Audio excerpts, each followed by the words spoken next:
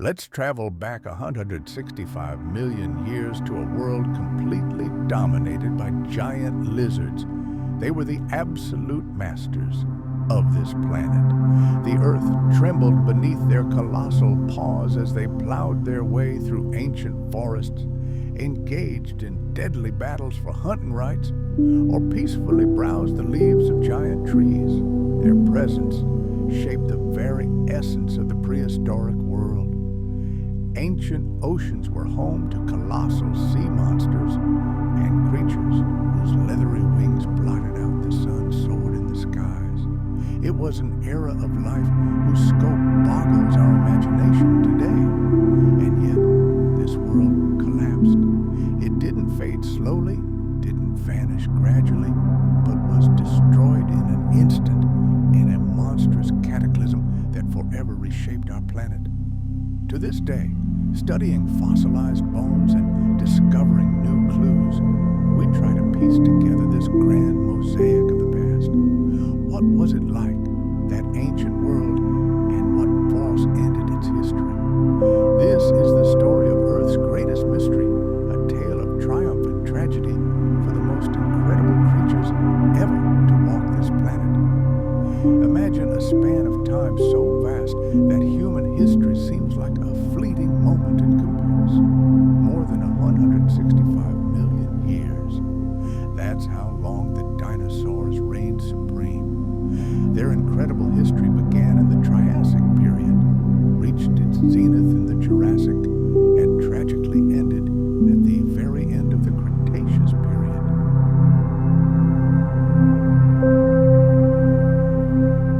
The skin of many of them was covered with scales, like that of modern lizards.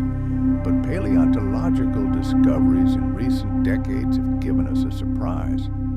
It turns out that many dinosaurs, especially from the group of predatory theropods, which, by the way, include the ancestors of birds, were covered with feathers.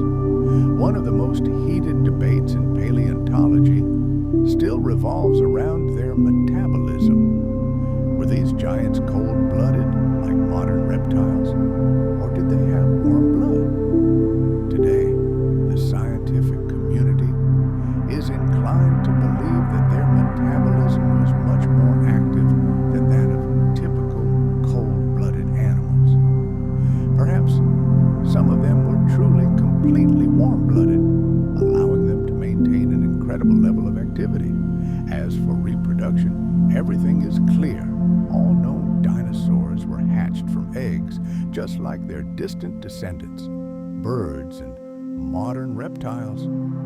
Fossilized egg clutches and entire nests have been discovered, revealing a new mystery about their family life and care for their offspring. But why, 66 million years later, do these ancient creatures so captivate our imagination? There are several reasons. First, their colossal size and unimaginable strength evoke an almost childlike delight and a sense of touching a long-lost fantastical world. Second, the very mystery of their demise, their sudden and complete disappearance from the face of the earth, adds drama and intrigue to their story.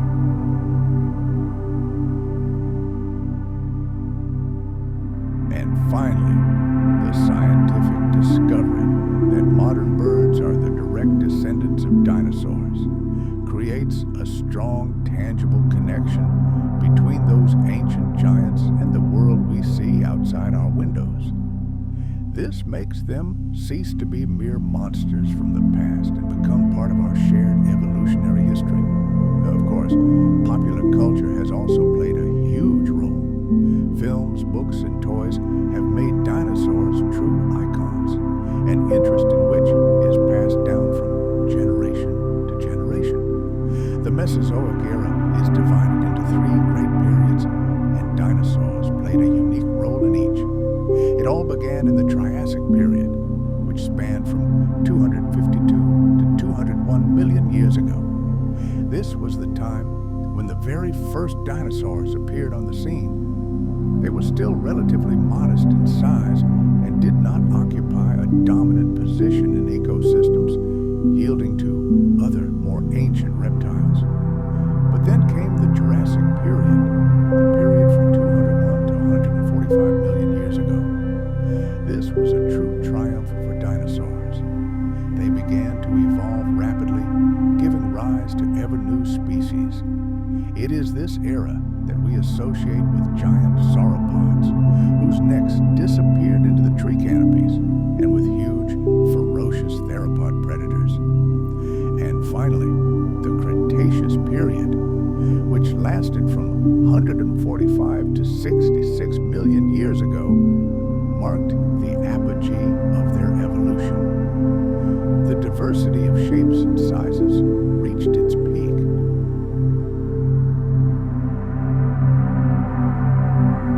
Interestingly, despite their name, modern birds evolved not from ornithosaurs, but from sauropods.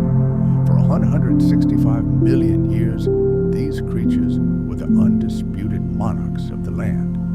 Such a long reign is the best proof of their phenomenal evolutionary success and ability to adapt to a wide range of climates. But while dinosaurs reigned supreme on Earth, other equally impressive reptiles flourished in other environments. Pterosaurs, often mistakenly called flying dinosaurs, soared the skies. They were a completely separate group of winged reptiles with enormous leathery wings, and the depths of ancient seas were plowed by such formidable predators as ichthyosaurs, plesiosaurs, and mosasaurs. Their streamlined bodies and powerful fins were ideally suited for underwater hunting.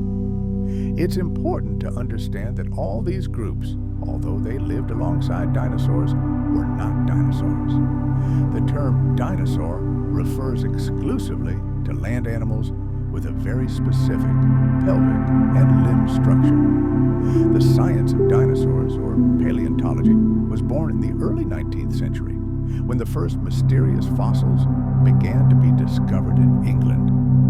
In the 1820s, a physician named Gideon Mantell stumbled upon the teeth of iguanodon, and a little later, William Buckland gave a scientific description of Megalosaurus.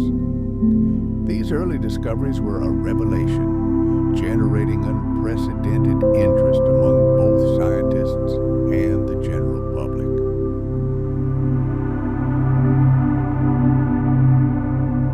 By the end of the century, dinosaur fever had engulfed North America, where colossal bone deposits yielded one sensational discovery after another. The process that allows us to study these ancient creatures today is called fossilization. For bones to survive for millions of years, the animal's remains must have been buried very quickly under a layer of sediment, silt, sand, or volcanic ash.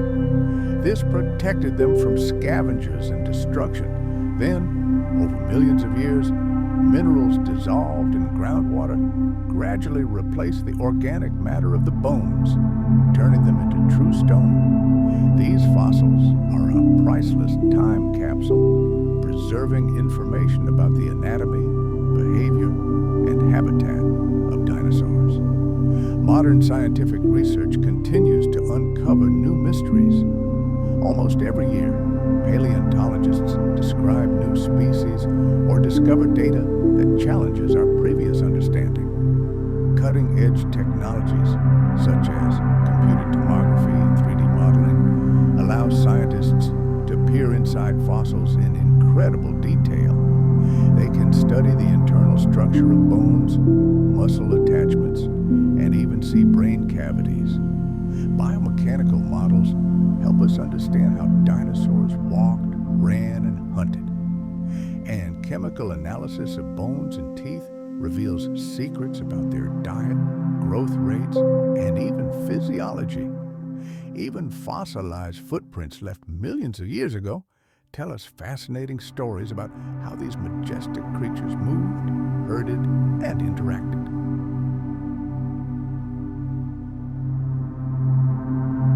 In the rock layers that correspond to the Cretaceous-Paleogene boundary, we find chaotic piles that could only have been left by colossal tsunamis. These aren't just layers of sand. They're a jumble of debris, giant boulders uprooted, and the mixed remains of sea and land creatures. They're evidence of how monstrous waves generated by the impact crashed onto the shores. These scars are especially visible in the Gulf of Mexico, clearly indicating that the catastrophe originated in the ocean or very close to it. Can you imagine a tsunami of this magnitude? Waves that swept inland for thousands of kilometers, washing away everything in their path and reshaping ancient coastlines. But the significance of this geological boundary, known as the Cape boundary, lies beyond its strange chemical composition. Like a tombstone, it separates two completely different eras in the history of life. Let's look at the layers just below this line. They are brimming with fossil evidence of a thriving world. Dinosaur bones, ammonite shells, the remains of mighty marine reptiles, all the amazing fauna that ruled the planet during the Mesozoic era. Now let's look at the layers just above the boundary. And here, silence, emptiness. All these familiar life forms vanish so abruptly, so suddenly, as if someone had simply turned off the lights. It is silent evidence that the planet's ecosystem was shattered in an instant.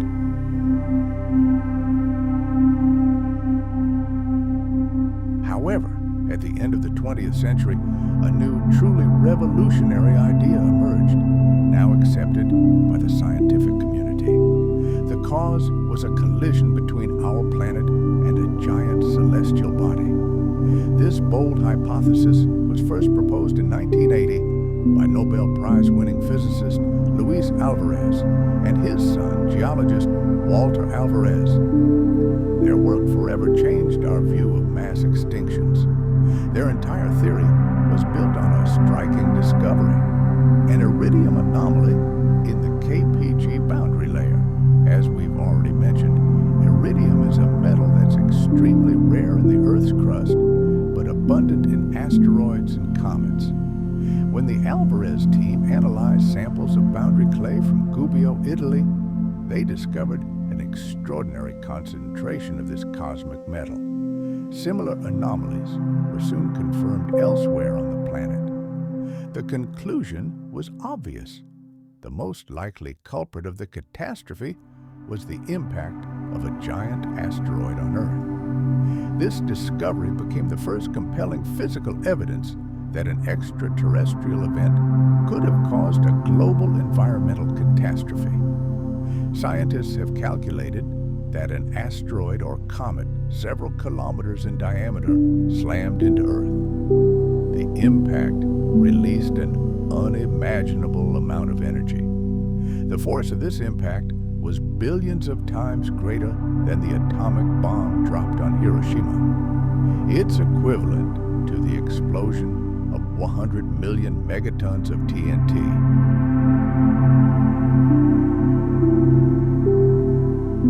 The asteroid impact theory stands in stark contrast to all previous, slower extinction scenarios. While gradual climate change or volcanic activity may have exerted some pressure on the Mesozoic world, they could not explain the sudden, global, and synchronic extinction we see in the KPG boundary layer. A wealth of compelling evidence, such as the iridium anomaly, impact quartz, soot layers, tsunami deposits, and most importantly, the discovery of the giant Chicxulub impact crater on Mexico's Yucatan Peninsula, has solidified the asteroid impact theory as the leading scientific explanation for the demise of the dinosaurs. This theory highlights how fragile terrestrial ecosystems can be in the face of cosmic threats and serves as a powerful reminder of our planet's turbulent and unpredictable history. Today, the scientific community agrees that the extinction of the dinosaurs 66 million years ago was caused by a single event, the catastrophic impact of a gigantic celestial body. This celestial body, whether an asteroid or a comet, possessed a unique set of characteristics that, combined with the impact site, led to destruction on an unimaginable scale. To grasp the full force of this catastrophe, it's important to understand what exactly fell to Earth. Based on geological data, including the size of the Chicxulub crater, scientists estimate the diameter of this space alien to be approximately 10-15 kilometers. Don't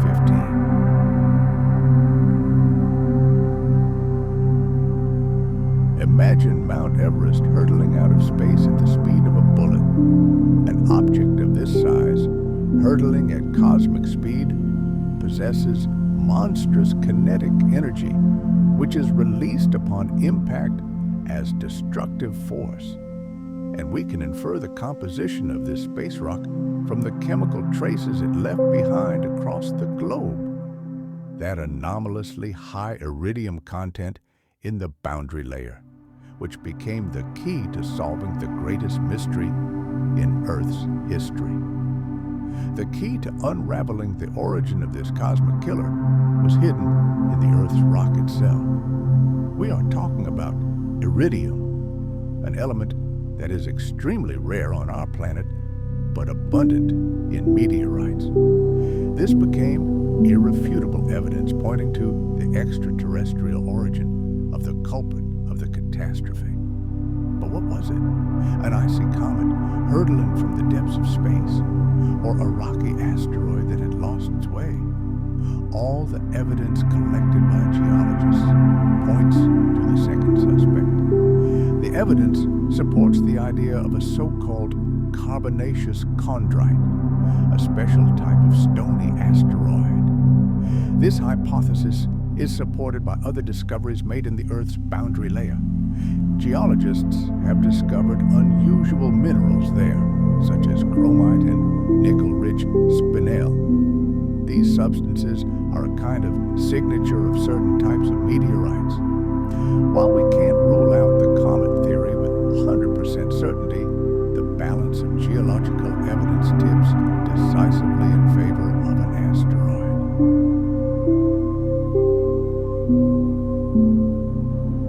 All the facts fit together perfectly into a coherent picture, with a giant rocky fragment from outer space as the main culprit. Now, imagine the speed with which this monster crashed into Earth. It was something beyond human imagination. In the vacuum of space, asteroids and comets hurtle at truly colossal speeds unattainable by any object on our planet. But when such a giant enters Earth's gravitational embrace, its speed increases exponentially. By the most conservative estimates, on that fateful day, the asteroid entered the atmosphere at no less than 65,000 kilometers per hour. That's roughly 20 kilometers per second. At such hypersonic speed, even a small mass becomes a projectile of unimaginable power. The energy released at the moment of impact was monstrous. Try to imagine the simultaneous detonation of billions of atomic bombs, or, to put it more simply, about 100 million megatons of TNT equivalent. This cataclysm was the most powerful and destructive event in the history of our planet in the past 500 million years. But it wasn't just size and speed. The location this celestial wanderer chose for its fall also played a fatal role.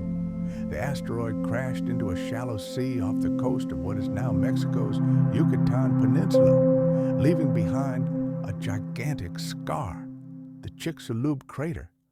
And this location turned out to be geologically unique, as if fate itself had prepared a fatal blow for the planet.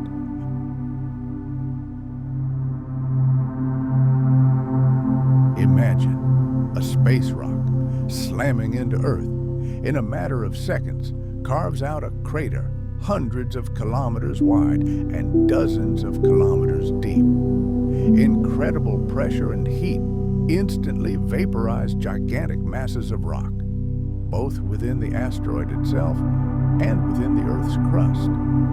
This process creates a colossal plume of superheated material which, like a fiery fountain, shoots far beyond the atmosphere into space. And then this incandescent material begins to return, pummeling the planet with a deadly rain of molten glass droplets, microtectites, and superheated debris. This fiery downpour sparks global forest fires across the planet. The shock wave from the impact generates a seismic storm, triggering earthquakes of unprecedented strength and possibly igniting volcanoes thousands of kilometers away. Gigantic tsunamis, walls of water hundreds, perhaps thousands of meters high, spread outward from the epicenter, washing away ancient coastlines for vast distances. The unique characteristics of this single space rock, its colossal size, its incredible speed, and the fateful impact site, all converged, setting off a chain reaction of events that led to the worst mass extinction in 66 million years and forever changed the course of life on Earth. Immediately after the catastrophic impact and the instantaneous birth of the fireball, the planet faced a new, no less devastating disaster: global fires. This firestorm engulfed not just individual regions, but the entire planet.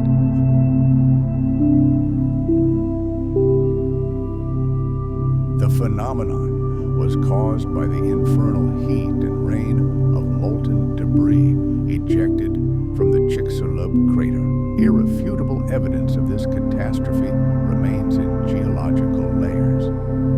At the Cretaceous-Paleogene boundary, scientists have found a distinct layer of soot and charcoal across the globe, the ash of the burned world. One of the primary mechanisms that triggered this planet-wide conflagration was what scientists call a kingdom of fire. It was part of the immediate aftermath of the impact.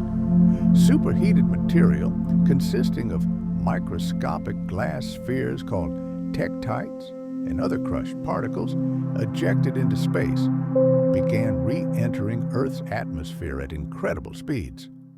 Upon re-entry, friction heated these fragments to white-hot temperatures thousands of times higher than those on the surface. This fiery rain then rained down upon virtually the entire planet, igniting any dry organic matter it touched. It was as if billions of tiny red-hot meteorites had simultaneously struck Earth. Within hours or days, depending on the region, the planet's surface was literally bombarded with this burning material. But that's not all. Beyond direct contact with the fiery particles, the thermal radiation from this returning material was so intense that it could have caused spontaneous combustion of vegetation. The atmosphere turned into a gigantic oven, creating a global thermal pulse that literally fried the Earth's surface.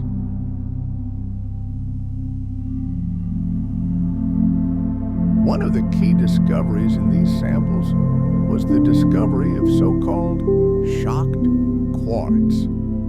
As we already mentioned, these are grains of ordinary quartz, but their crystalline structure has been distorted, deformed by microscopic deformations. This could only have occurred under extreme pressure, thousands of times greater than anything generated by even the most powerful volcanic eruption. The discovery of this quartz, both in the crater itself and in layers of ejecta throughout the Gulf of Mexico, was a direct fingerprint of a high-speed impact from space. Moreover, the drill cores revealed other secrets: the anomalously high concentration of iridium, as well as microtectites, tiny glass spheres formed from molten rock ejected into the atmosphere at the moment of impact. All these minerals are characteristic of objects of extraterrestrial origin. This crater became the central feature of the globe global boundary layer separating the world of dinosaurs from the world of mammals. Further geophysical surveys allowed for a more detailed map of its subsurface architecture. Gravitational and magnetic anomalies helped outline the crater's perfectly circular structure and reveal its hidden features, such as zones of molten rock. Seismic surveys, which use sound waves to create images of subsurface layers, provided a clear picture of the crater's complex morphology.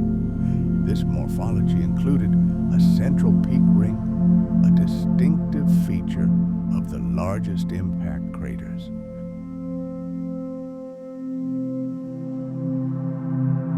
It forms when the ground beneath the impact point first rebounds upward from the enormous pressure and then collapses, forming a ring of uplifted crust around the main basin. The presence of such a ring provided definitive proof that truly colossal energy had been released here.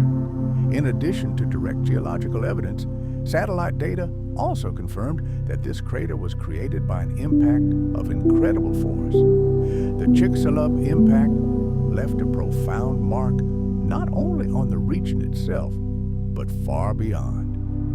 Along the ancient coastlines of the Gulf of Mexico and the Caribbean, paleontologists have found numerous traces of devastating megatsunamis.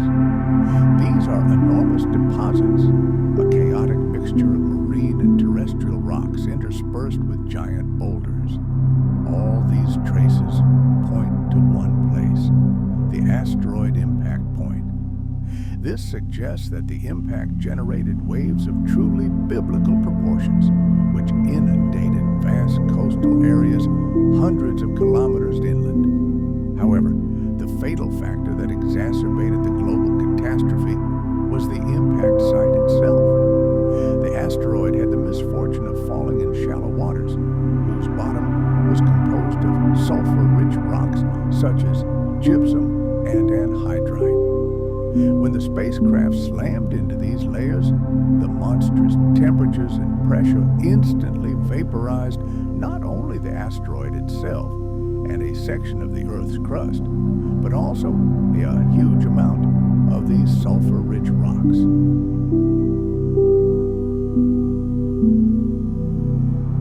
Billions of tons of sulfur dioxide and other sulfur aerosols were ejected high into the atmosphere. These sulfur compounds formed dense clouds in the stratosphere, which proved far more effective than ordinary dust or soot at blocking sunlight.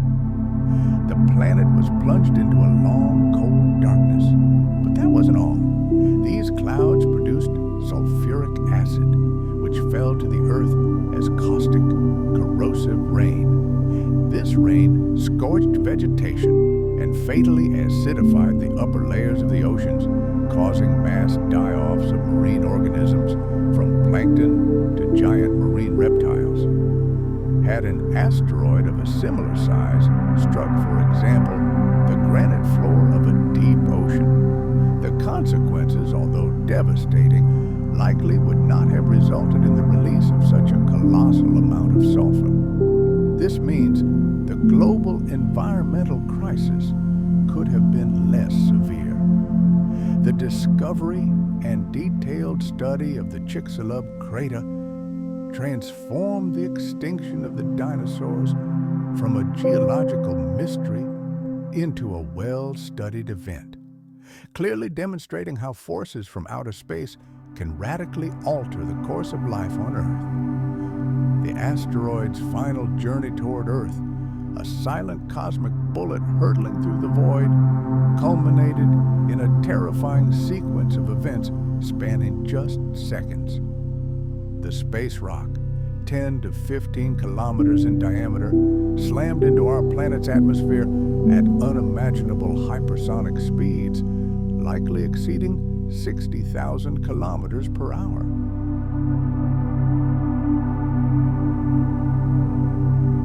This violent impact compressed the air ahead, creating a plume of superheated plasma and a deafening roar that may have been the last sound heard by millions of living beings.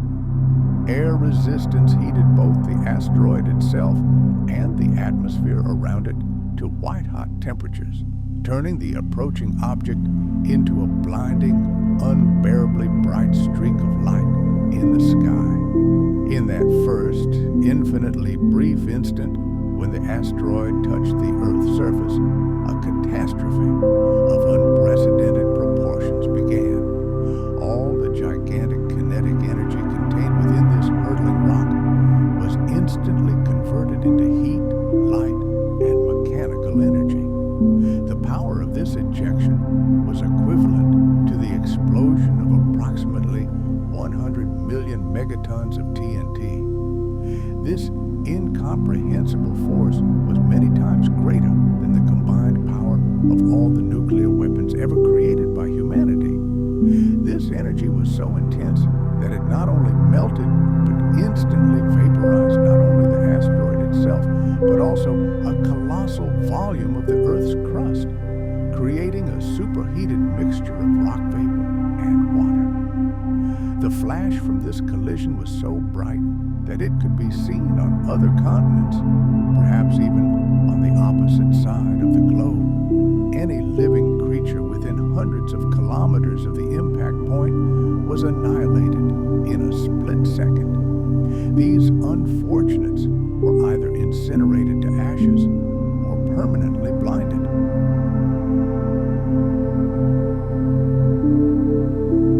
Immediately after the blinding flash, a fireball of superheated vaporized rock and plasma began to rapidly expand from the epicenter. This fireball rushed into the atmosphere at monstrous speed, carrying with it terrestrial rocks, which were pulverized and melted in its hellish belly.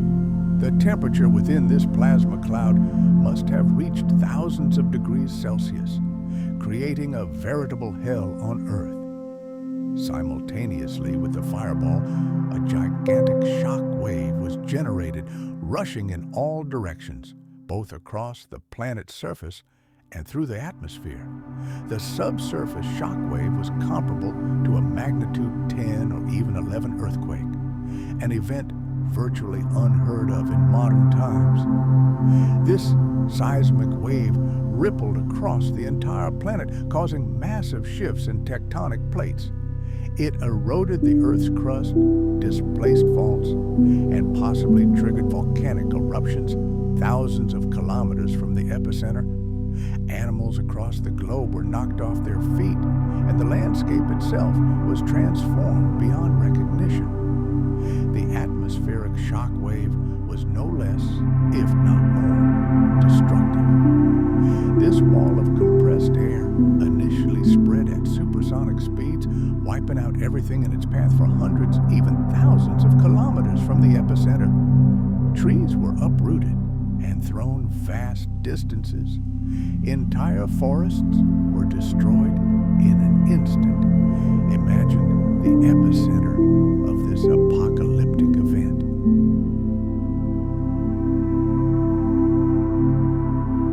Any living thing unfortunate enough to be within this zone was instantly wiped from the face of the earth. They simply vanished, crushed, thrown kilometers, or vaporized in an instant. Everything above the surface was reduced to dust.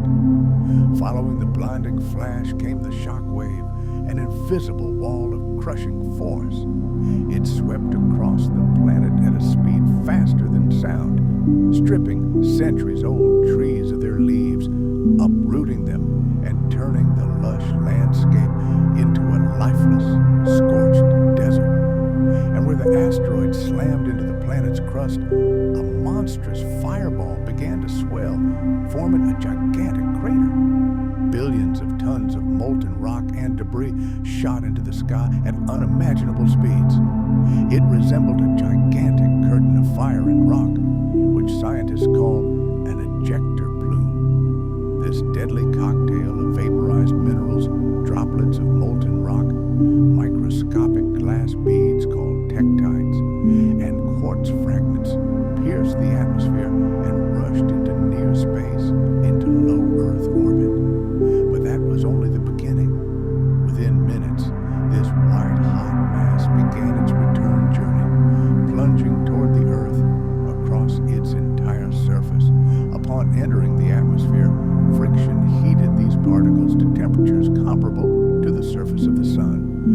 causing them to glow with a blinding light. The skies across the planet burst into flames.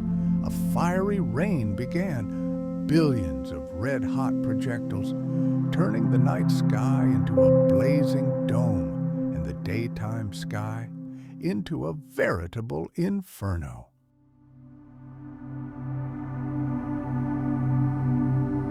And here's their insidiousness.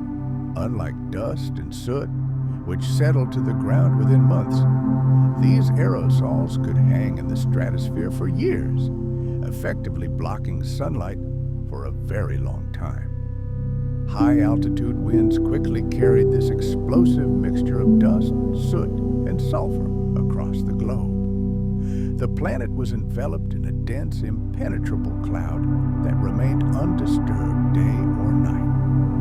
This atmospheric curtain acted as a gigantic sunscreen, casting a cosmic-scale shadow on Earth. The vast majority of sunlight simply couldn't reach the surface. The most immediate and horrific consequence of the ensuing darkness was the near-total halt of photosynthesis. Plants, the great producers on which the vast majority of food chains on land and in the sea depend on sunlight to convert carbon dioxide into energy. Without light, this process is impossible. Plants stopped growing and began to die en masse. The situation was especially catastrophic in the oceans, where phytoplankton, the foundation of all marine life, was destroyed in surface waters. By modern estimates, this darkness was not a short-lived phenomenon. The most severe phase, when light levels dropped to near zero, could last for several months. But even after this, the significant reduction in sunlight, detrimental to most plants, persisted for a very long time. Years passed before all the fine particles slowly settled out of the atmosphere.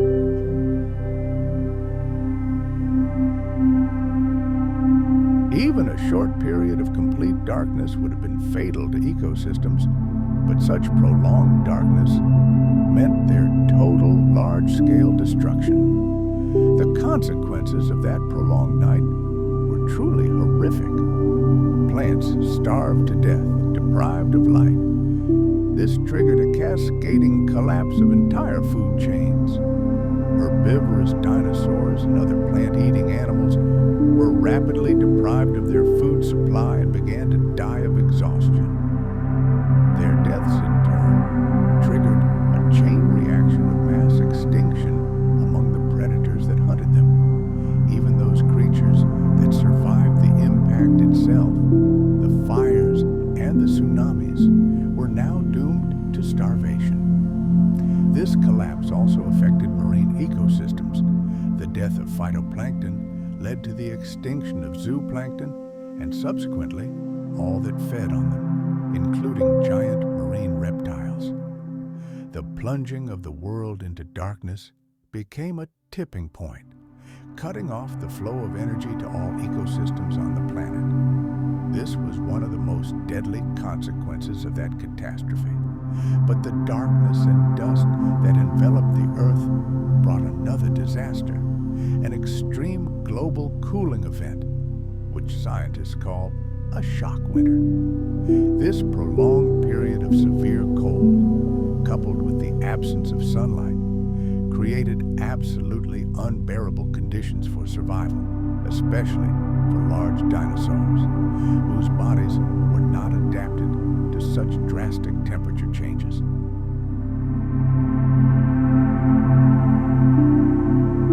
The cause of this ice age was simple. Solar radiation could no longer warm the Earth's surface. An impenetrable curtain of rock dust, soot, and crucially, sulfur aerosols in the stratosphere acted like a giant blanket. But instead of trapping heat, it reflected it back into space. With solar energy no longer reaching the planet, average global temperatures began to plummet. Climate models recreating those events paint a truly chilling picture. The planet's temperature could have plummeted by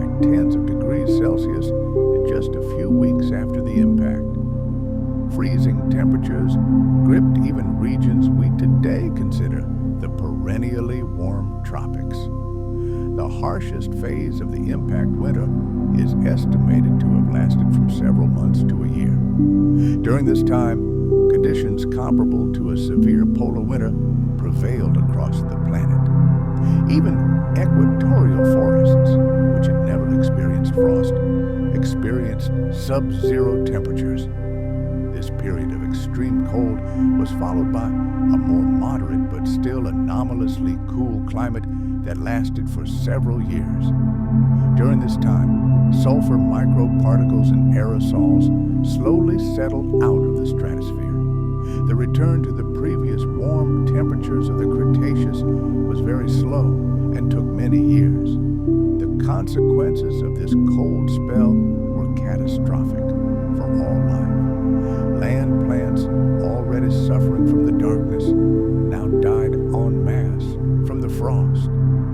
The heat-loving species that formed the basis of the flora of the time were doomed.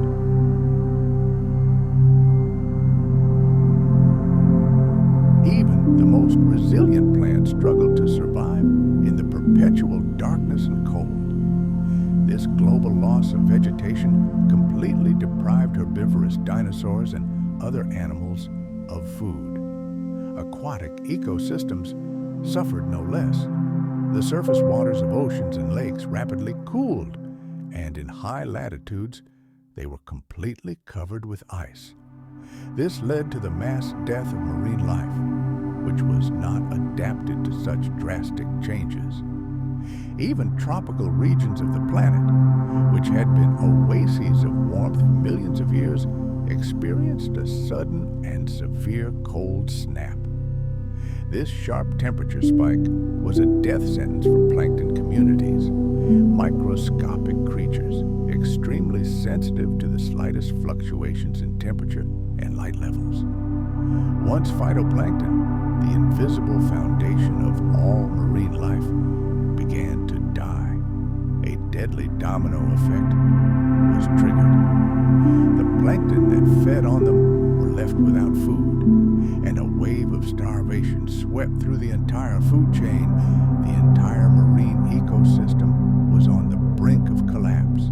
Fish, giant marine reptiles, and countless other aquatic creatures whose existence depended on this invisible foundation were doomed. They faced either a painful death from starvation or death from physiological shock caused by the icy water. Endless darkness and piercing cold unleashed their full destructive power on the planet's ecosystems.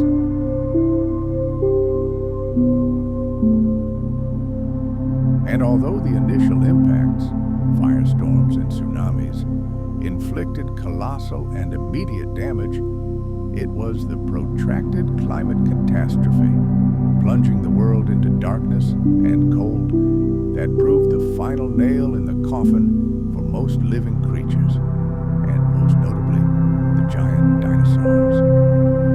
This event marked the final chord of their long, multi-million-year reign and opened the door to a new evolutionary era. Approximately 66 million years ago, at the end of the Cretaceous period, a catastrophic asteroid impact triggered a series of environmental disasters. One of the most terrifying was the acid rain that engulfed the entire planet. This precipitation was so caustic and powerful that it dwarfs anything humanity has witnessed in the modern era. It literally scorched land vegetation and poisoned the world's oceans, making a monstrous contribution to the Great Dying. The chemicals that turned ordinary rain into a deadly poison originated from two main sources. The first was the evaporation of sulfur-rich rocks right at the epicenter of the impact. The second was chemical reactions in the atmosphere itself, triggered by the release of an incredible amount of energy. The main cause of the acid rains was the unfortunate timing of the Chicxulub asteroid, the culprit behind this global tragedy. It crashed onto a shallow seabed off the Yucatan Peninsula, beneath which lay vast layers of minerals such as gypsum and anhydrite. These minerals are truly concentrated sulfur.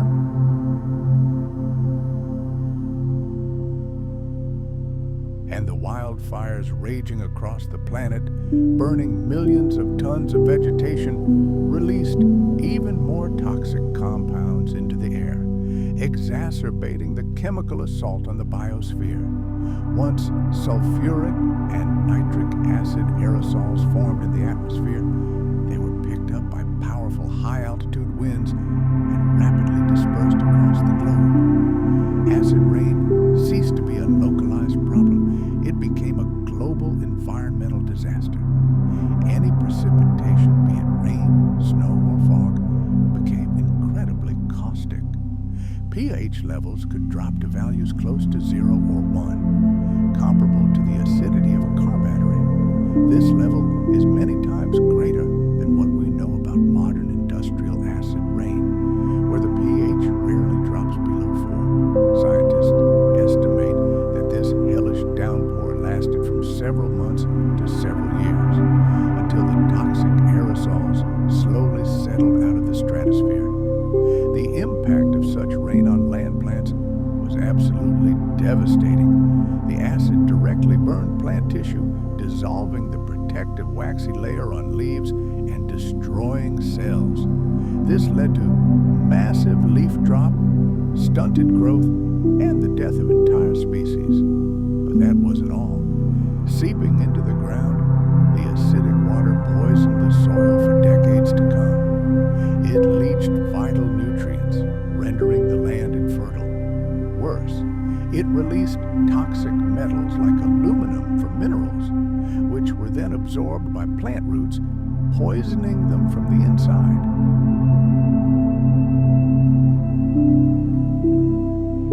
Even those plants that miraculously survived the firestorm and the initial acid attack found themselves in a deadly trap. They had to survive in poisoned soil, deprived of nutrients, in perpetual darkness and bitter cold. It was a death sentence. Aquatic ecosystems, both freshwater and marine, suffered no less. Lakes and rivers rapidly turned into acidic reservoirs, killing all life. Fish, amphibians, and invertebrates, many of them are extremely sensitive to the slightest changes in pH. The acid disrupted their vital processes, made reproduction impossible, and led to mass mortality. The sudden drop in pH wiped out countless freshwater species. A tragedy of its own was unfolding in the oceans. Acid rain was causing widespread acidification, especially in the upper, most populated layers of water. The consequences for marine life were catastrophic. All organisms, from microscopic plankton to mollusks and corals that built their shells and skeletons from calcium carbonate, were threatened. As water became more acidic, it interfered with the formation of these protective structures. And in extreme cases, existing shells and skeletons simply began to dissolve. The destruction of the plankton that formed the shells struck at the very heart of the marine food chain, triggering widespread starvation and the extinction of even the largest marine predators. And the fossil record provides grim evidence of this.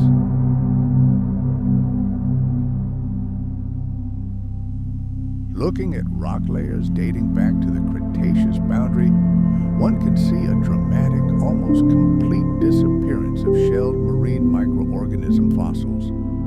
This is irrefutable evidence that acid rain, in concert with other factors, dealt a devastating blow to life both on land and in the sea, playing a key role in the Great Dying. However, the most fundamental and pervasive consequence of the asteroid impact was the total collapse of the food chain, affecting absolutely every ecosystem on the planet. This collapse was caused by a prolonged absence of sunlight. This led to the death of plants, the essential foundation of almost all life on Earth. Without these primary producers, converting the sun's energy into organic matter. The entire complex web of life that had flourished for millions of years began to rapidly disintegrate. At the heart of this cosmic famine and the death of giants lay one simple process: photosynthesis. Plants, whether mighty trees, ferns, or microscopic algae, were the foundation on which the entire world rested. And when this foundation collapsed, everything collapsed. Life teems in the depths of prehistoric oceans, but it begins with microscopic organisms called phytoplankton. These tiny creatures, like plants on land, are completely autonomous. They are the true engines of life, self-sufficient factories that perform miracles by producing their own food from the simplest components: sunlight, carbon dioxide, and water.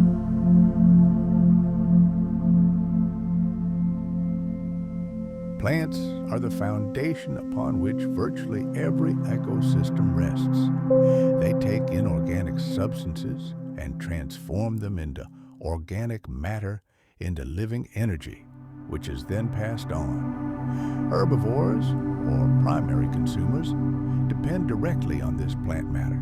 These are then fed upon by predators, secondary and tertiary consumers, higher up in the food chain.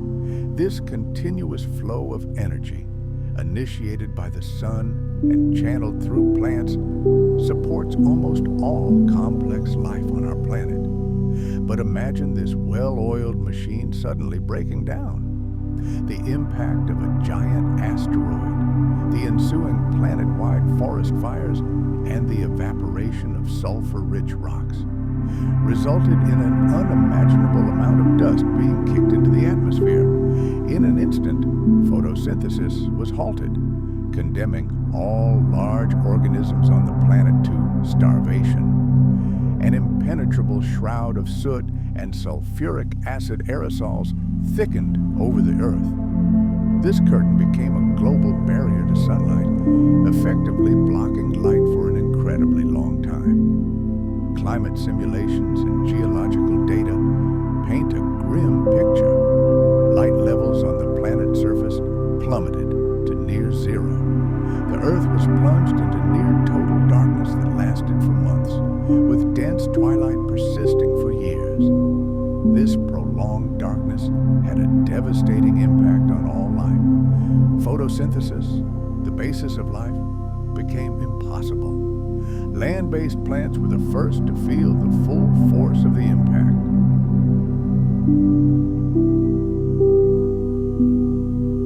Mighty trees, dense shrubs, and the carpet of small vegetation all began to die. Deprived of the sun's life-giving rays, they rapidly withered and died.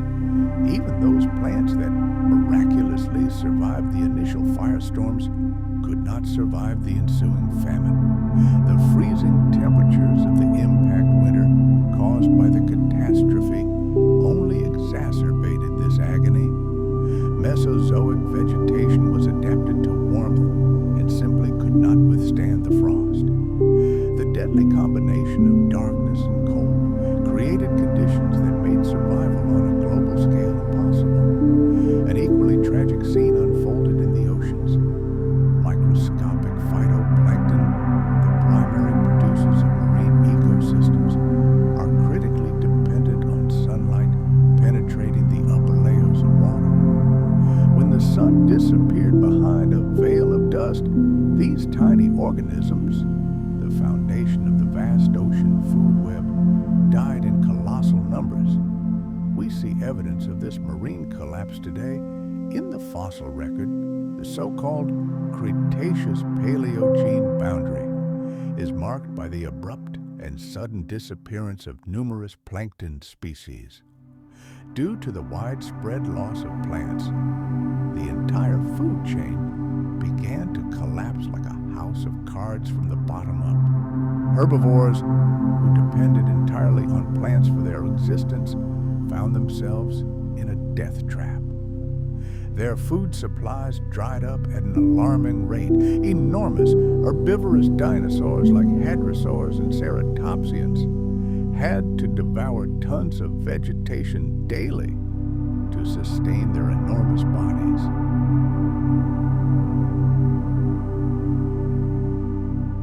Deprived of this energy source, these colossi faced inevitable starvation. Their colossal size, once a symbol of their dominance, now became a death sentence in a world where food was no longer available. Starvation among herbivores, in turn, triggered a chain reaction of mass extinction among predators. The greatest predatory dinosaurs, such as Tyrannosaurus rex and Giganotosaurus, were entirely dependent on large prey. As their prey base dwindled and disappeared, these formidable hunters also faced starvation. Even the scavengers who feasted on the carcasses after the initial wave of extinctions were eventually left with nothing. The collapse of the food chain was total. The interdependence of all its links meant that a collapse at the lowest level inevitably entailed catastrophe at all the subsequent levels. Large animals, with their high metabolisms, were the most vulnerable in this situation. They required enormous amounts of energy and were unable to find large enough shelters or hibernate for long periods. Their massive bodies required constant and abundant feeding, which became impossible in the new, devastated world. In contrast, small animals, including our distant ancestors, early mammals, as well as birds, some reptiles and amphibians, gained a number of unexpected advantages. Their lower metabolism allowed them to survive on much smaller amounts of food.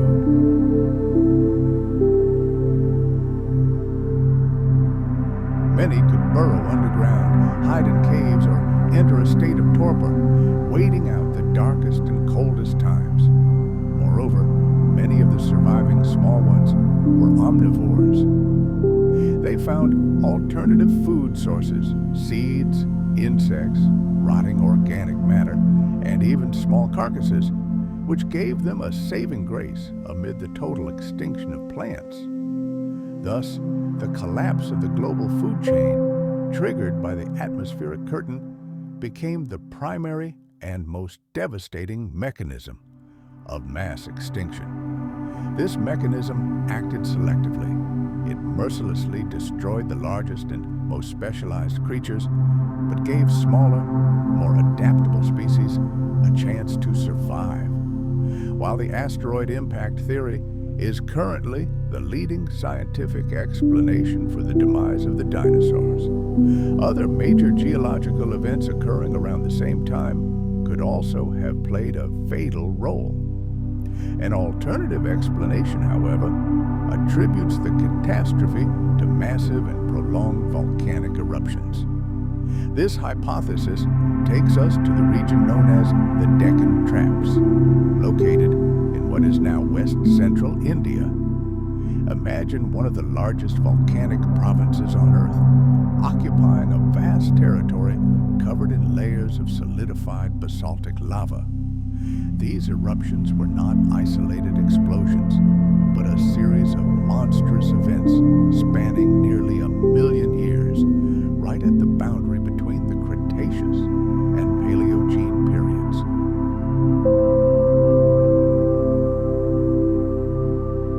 The volume of lava erupted was truly colossal, estimated at over 500,000 cubic kilometers. This amount would be enough to cover an area the size of modern-day France with a layer over a kilometer thick. Such events are associated with the most dangerous events in Earth's history, always accompanied by radical environmental changes and mass extinctions. The main damaging factor of these eruptions was the release of enormous quantities of gases and aerosols into the atmosphere. Unlike conventional volcanoes, which primarily spew ash, these eruptions emitted unimaginable volumes of sulfur dioxide, carbon dioxide, and other volatile compounds. Sulfur dioxide would have had an immediate and powerful cooling effect. Reaching the stratosphere, it reacted with water, forming sulfuric acid aerosols, the same kind produced by the asteroid impact. These aerosols reflected sunlight back into space, causing a sharp drop in global temperatures. Such emissions could have triggered so-called volcanic winters, similar in effect to those of an asteroid impact, but potentially longer and more recurring. Indeed, some paleoclimatic studies have found evidence of such cooling periods at the end of the Cretaceous. On the other hand, the prolonged release of massive amounts of carbon dioxide, a potent greenhouse gas, would have led to long-term warming.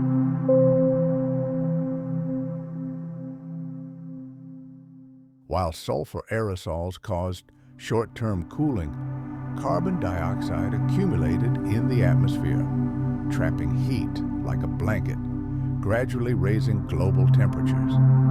This double whammy of volcanism, first a sharp cold spell, then a prolonged heat wave, could have had a devastating impact on ecosystems. They were constantly confronted with abrupt and repeated climate changes.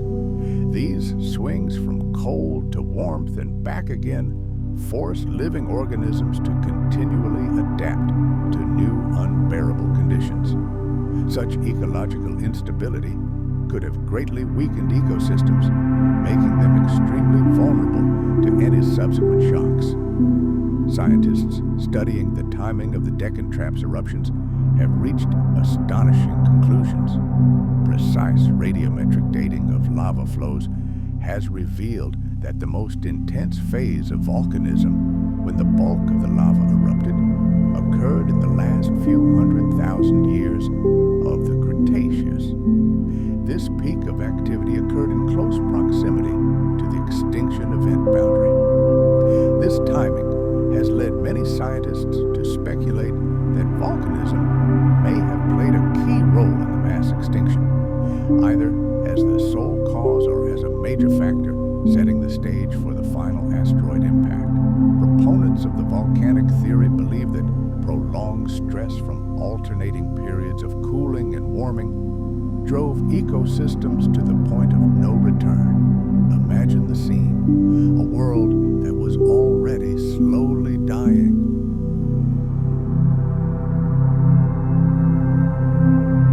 For tens, hundreds of thousands of years, the planet literally poisoned itself.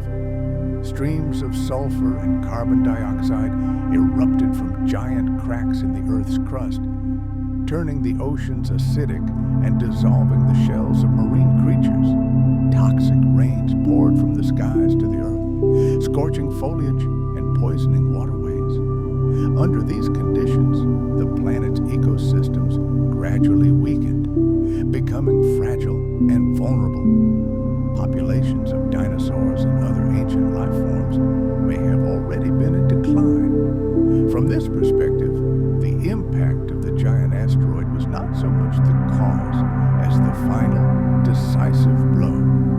It was the straw that broke the camel's back and sent an already weakened world into oblivion. However, if volcanic activity is considered the sole cause of the catastrophe, the entire picture begins to crumble. This theory simply fails to explain some of the key clues left at the scene of this global crime. Yes, volcanoes can change the climate and cause extinctions, but this process typically extends over hundreds of thousands, if not millions of years. It is a slow decline, not the instantaneous, simultaneous, and planet-wide collapse we see in the geologic record. Furthermore, the volcanic hypothesis fails to explain the strangest and most important discoveries scientists are making around the world. There are three main markers of the catastrophe.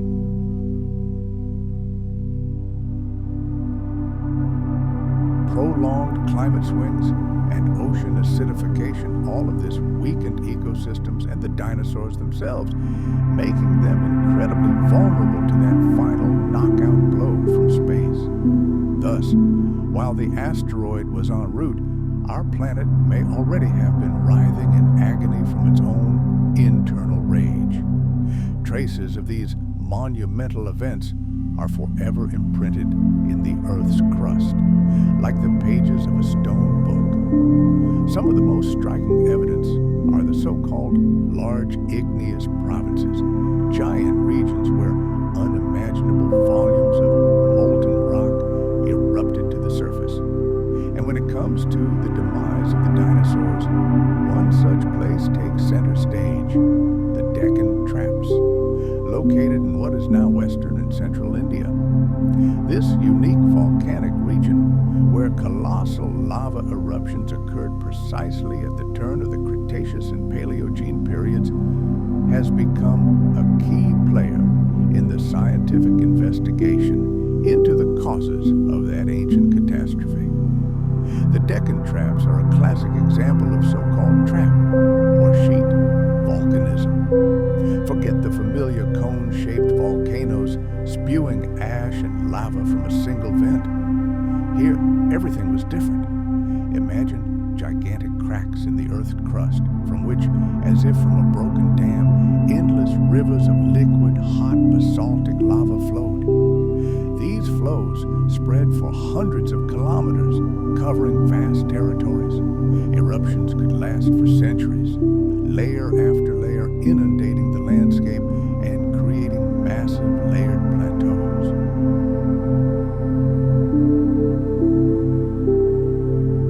The very name traps comes from the Swedish word meaning stairs.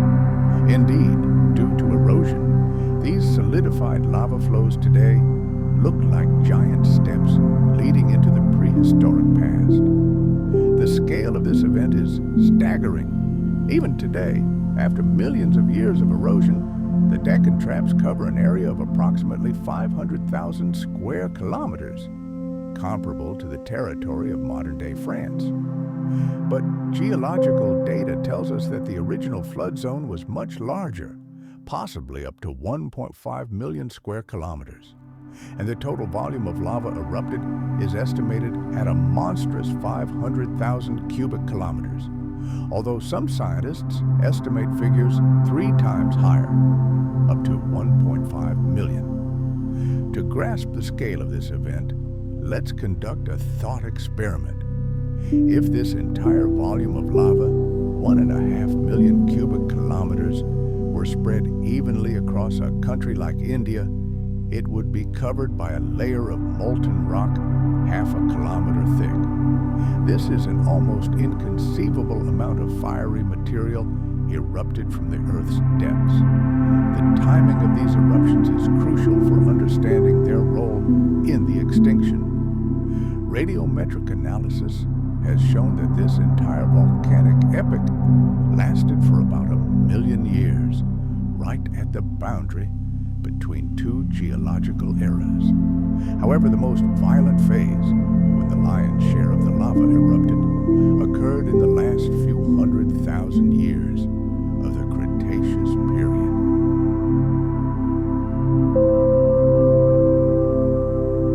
And the peak of activity apparently occurred either immediately before the asteroid impact or even simultaneously with it. Some studies suggest that volcanoes erupted just before the impact, preparing the stage for the catastrophe. Others, however, offer an even more compelling hypothesis. Perhaps the seismic wave from the asteroid impact, which rippled across the planet, was the very shock that triggered a new, even more powerful burst of eruptions. It is this eerie timing that has made the Deccan Traps a prime suspect in the mass extinction case. What caused this fiery inferno? It is believed to have been caused by a so-called mantle plume, a gigantic column of superheated rock rising from the depths of the Earth's mantle.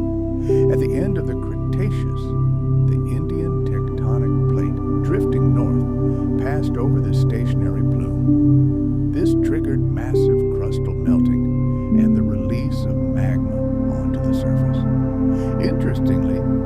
same plume, scientists believe, still fuels volcanoes beneath Reunion Island in the Indian Ocean.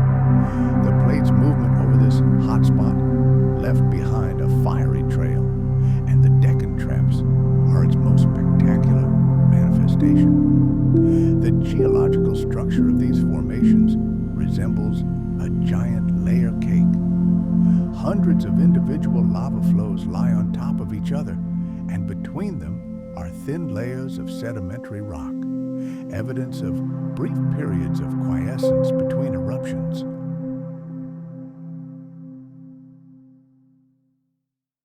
Massive sulfur emissions into the oceans caused global acidification and disrupted the calcification process.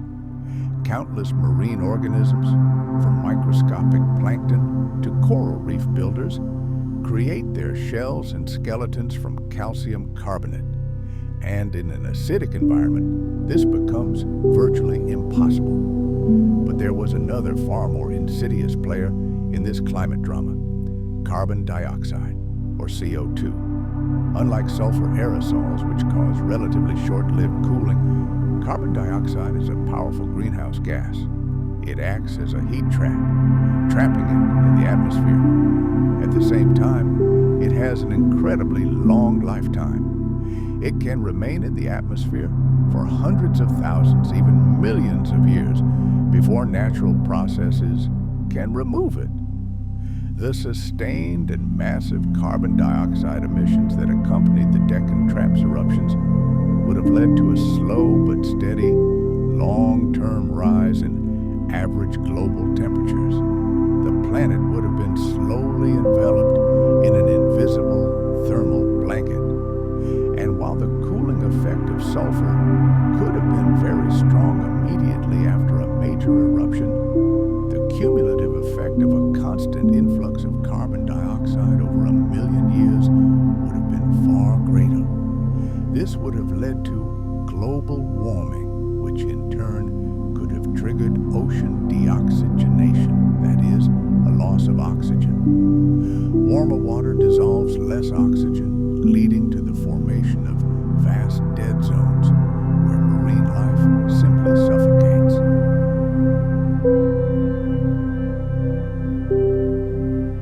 This would have dealt a devastating blow to marine life and, moreover, further exacerbated ocean acidification. Other volcanic gases, though less influential than sulfur dioxide and carbon dioxide, also contributed to this chaos. Halogens such as chlorine and fluorine formed hydrochloric and hydrofluoric acids in the atmosphere. Not only did they intensify acid rain, but they also had a direct toxic effect on living organisms. Some of these gases, particularly chlorine, can also deplete the ozone layer, potentially allowing deadly ultraviolet radiation to reach the Earth's surface. Hydrogen sulfide is another toxic gas that could directly poison entire marine ecosystems. In high concentrations, it posed a deadly threat to all life. However, it's not just the chemical composition, but the sheer scale of the Deccan Traps emissions that makes them so important for understanding the events of those times. This wasn't a single isolated incident. It was a continuous, powerful stream of gases pouring into the atmosphere for hundreds of thousands of years. This constant stress on the climate system created a state of chronic stress for the entire planet, characterized by endless cycles of sharp cooling and slow but inexorable warming. Scientists are finding evidence of these ancient gas emissions everywhere today. Geochemical analysis of the basaltic rocks themselves, which preserve frozen bubbles of ancient gases, provides direct evidence.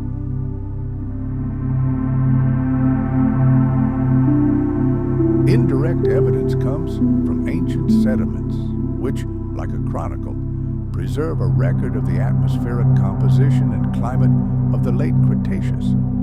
These powerful and ongoing atmospheric changes caused by volcanic activity had colossal consequences for climate and life. The gases emitted during the Deccan Traps eruptions demonstrate how the Earth's internal forces can influence global climate and ultimately the course of evolution itself. The massive volcanic eruptions that raged at the end of the Age of Dinosaurs caused incredibly complex and massive climate shifts. These changes were not simple and unidirectional. Instead, they represented an oscillating, chaotic cycle of cooling and warming directly dependent on the balance and timing of various gas emissions. This chronic environmental instability, lasting hundreds of thousands of years, created unbearable pressure on the planet's ecosystems, seemingly setting the stage for a great extinction. To understand these changes, it's crucial to understand the dual nature of volcanic action. As we've discussed, large eruptions release both sulfur dioxide and carbon dioxide into the atmosphere, which have opposing effects on temperature.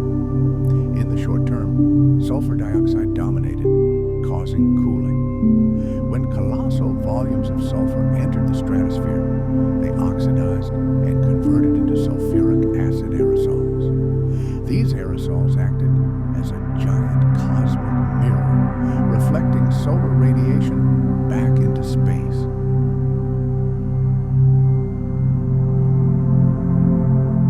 As a result, the amount of energy reaching the surface was sharply reduced, leading to a sharp drop in global temperatures and the onset of the volcanic winter. These cold periods could last from several months to several years, depending on the magnitude of the eruption. It was the pulse of a dying planet. Geological studies, such as changes in the composition of marine plankton or isotopic traces in sediments, point to multiple periods of cooling that occurred during the last million years of the Cretaceous. And these periods coincide remarkably well with bursts of intense volcanism. Such cold snaps could have had a detrimental effect on plant growth, which in turn doomed cold-sensitive species to extinction and created enormous stress on entire food chains. However, the long-term consequence of this continuous volcanism was global warming. This was caused by the constant release of incredible amounts of carbon dioxide. Carbon dioxide is a potent greenhouse gas that traps heat in the atmosphere. And unlike sulfur aerosols, which eventually settled out, carbon dioxide remained in the atmosphere for hundreds of thousands, even millions of years. Throughout the long history of the Deccan Traps eruptions, CO2 gradually accumulated, leading to a steady increase in average global temperatures. This effect could have led to an extremely hot climate, unbearable for many organisms.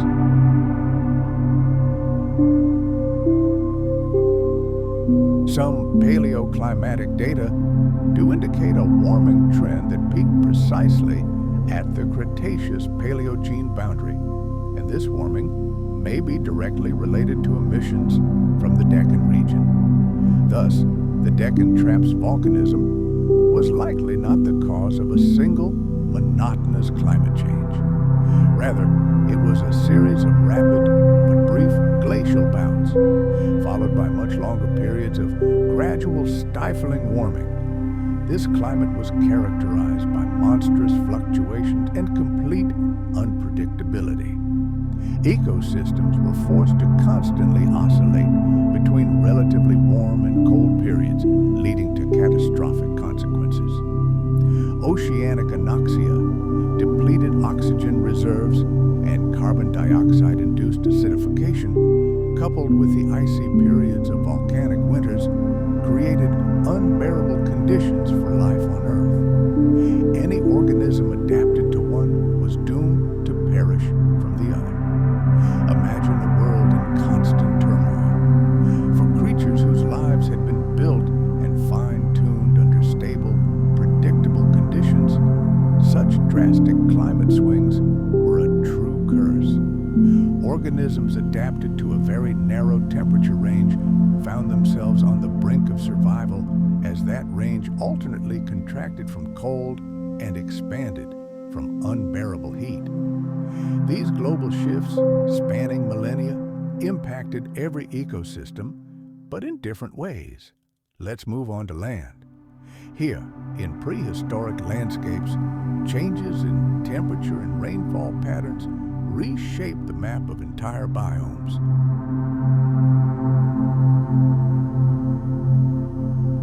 Imagine how dense evergreen forests, where twilight and humidity reigned, suddenly gave way to more sparse forest steppes, and then to open, sun-baked plains. And then, with the arrival of warm and humid periods, the jungles regained their position. This climatic pendulum directly affected the food supply of giant herbivores. Food would disappear and then reappear, inevitably leading to catastrophic fluctuations in their populations. For some dinosaur species, tied to specific areas, this meant either complete extinction or a desperate migration in search of a new home. The physiological stress these giants experienced was colossal. Large species suffered especially, their massive bodies struggling to adapt to the temperature fluctuations. This affected their health, slowed their growth, and, most terrifyingly, undermined their reproductive capacity. Each new cycle of cooling or warming was another blow to their future. Now let's dive into the depths of the ancient oceans. Here, volcanic activity unleashed a veritable hell. As enormous volumes of carbon dioxide erupted from the Earth's depths, the ocean warmed and turned into an acidic soup. This toxic cocktail was lethal to tiny organisms like plankton and corals, which built their shells and skeletons from calcium. The foundation of the entire marine food chain began to crumble. At the same time, warmer water held less oxygen.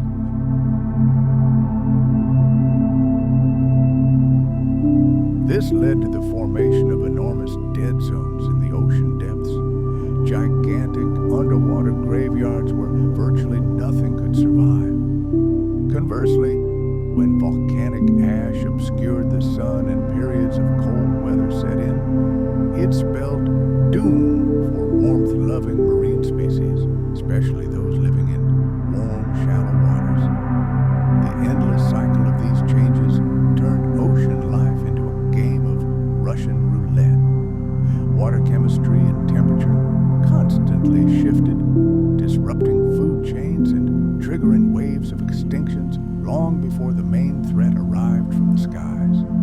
The debate over what was the final straw, volcanoes or an asteroid, continues to this day.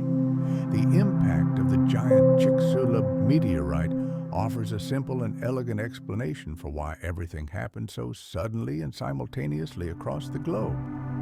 But many scientists believe that the planet's centuries-long agony due to the volcanic activity of the Deccan Traps played a fatal role. The argument goes like this: dinosaur ecosystems and populations were already depleted.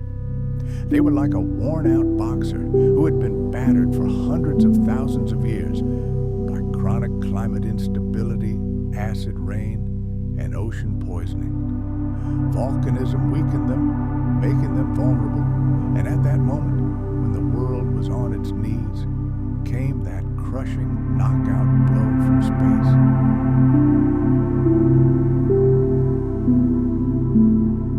Thus, the Paleozoic climate shifts are seen not as the sole cause, but as a crucial factor, setting the stage for one of the most dramatic events in the history of life on Earth.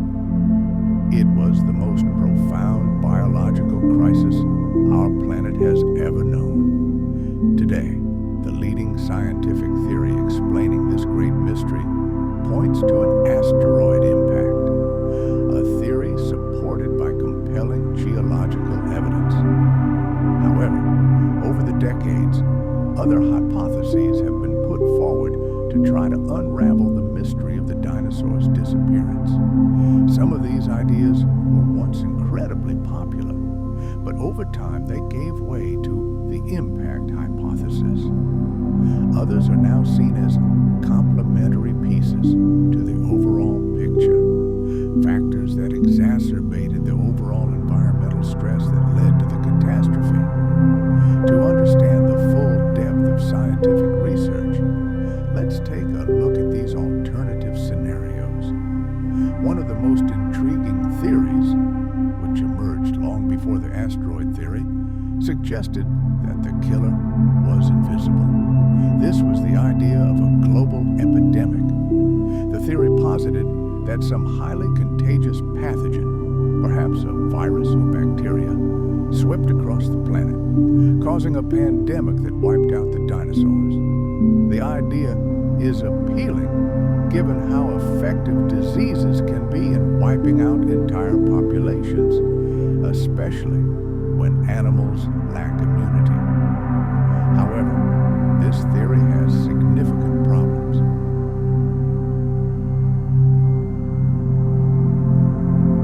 For a disease to cause extinction on such a scale, it would have to be incredibly powerful and affect a huge diversity of species across multiple continents in completely different environments, both on land and at sea. But pathogens are typically highly selective. It's difficult to imagine a single disease killing dinosaurs, pterosaurs, marine reptiles, and various ocean invertebrates with equal efficiency. Despite the vast fossil record, finding direct evidence of prehistoric plagues is virtually impossible. Diseases rarely leave traces in stone. Localized epidemics certainly could have occurred, but it's unlikely that a single disease would have caused the simultaneous collapse of such diverse groups worldwide. Another theory that has long captivated scientists suggests we look at the oceans. It involves colossal changes in sea level, or more precisely, a process known as marine regression. According to this hypothesis, the prolonged and massive retreat of the world's oceans during the Cretaceous period caused a catastrophe. Imagine, sea levels fall, and vast tracts of shallow continental shelf, rich ecosystems that served as home and maternity ward for countless species, suddenly emerge onto dry land. For marine and coastal life, this would have been catastrophic. They would have lost their habitat, causing enormous stress and leading to mass mortality in the oceans.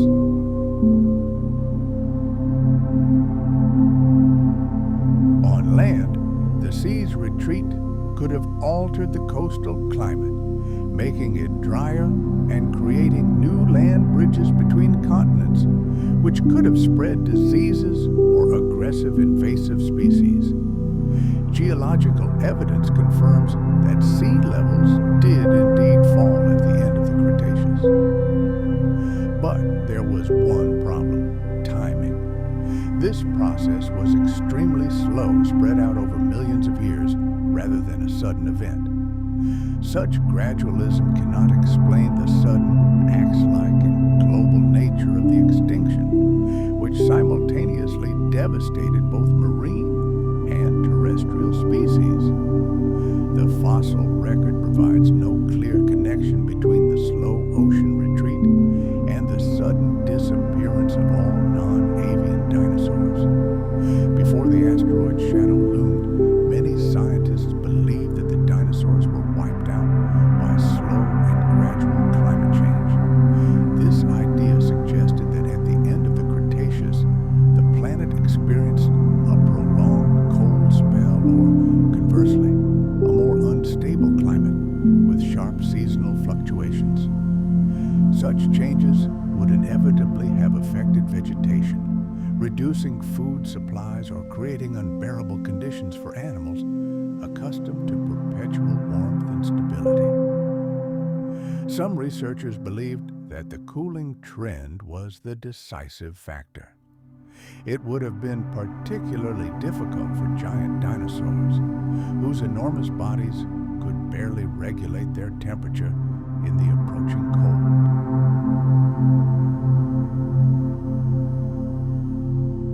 And while the evidence does indicate some temperature fluctuations in the late Cretaceous, these changes were, again, very gradual and occurred over millions of years. Dinosaurs had ample time to adapt and evolve. This scenario in no way explains the sudden, abrupt, and universal collapse of life we observe in the geological record. Moreover, fossils found just before the fatal point do not always confirm that dinosaurs died out slowly. In many places, they thrived right up until the very end, and finally, we return to the fiery heart of the planet. Could volcanoes alone have caused this apocalypse? At the center of this hypothesis is the enormous volcanic activity in the Deccan Traps region of modern-day India. Initially, some scientists believed that these eruptions were the sole cause of the extinction. They argued that colossal emissions of gases, such as sulfur dioxide and carbon dioxide, would have caused monstrous climate change, acid rain, and ocean poisoning. The scale of these eruptions was indeed capable of altering the climate across the entire planet. But, as with other slow theories, the timing and nature of the events call this hypothesis into question. Volcanic extinctions typically extend over hundreds of thousands or even millions of years. They do not create the sharp, clear, and global boundary we see in rocks around the world. However, today, the picture of the demise of the ancient world is becoming increasingly complex and multifaceted.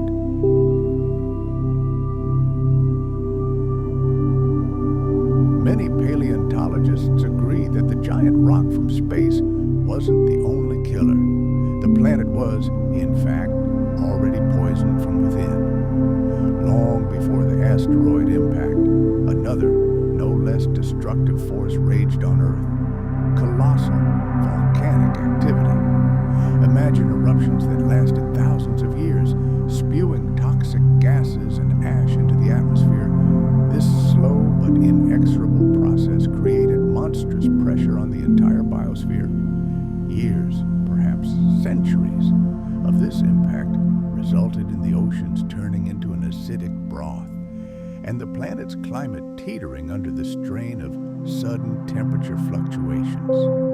Ecosystems were weakened. Dinosaur populations were already under stress, their world slowly dying. And at that very moment, when the planet's defenses were failing, a fatal blow came from space. The asteroid became the final nail in the coffin, the spark that ignited the already gasoline-soaked world. It dealt a crushing blow to an already sick and vulnerable planet. But what if the culprits weren't cataclysms, but other living creatures? For a long time, there was a hypothesis that the dinosaurs were wiped out by our distant ancestors, the first mammals. The theory held that these new nimble creatures either robbed the dinosaurs of all their food, or, even more insidiously, mercilessly devoured their eggs, preventing the giants from reproducing. But when scientists carefully studied the fossils, this theory crumbled to dust.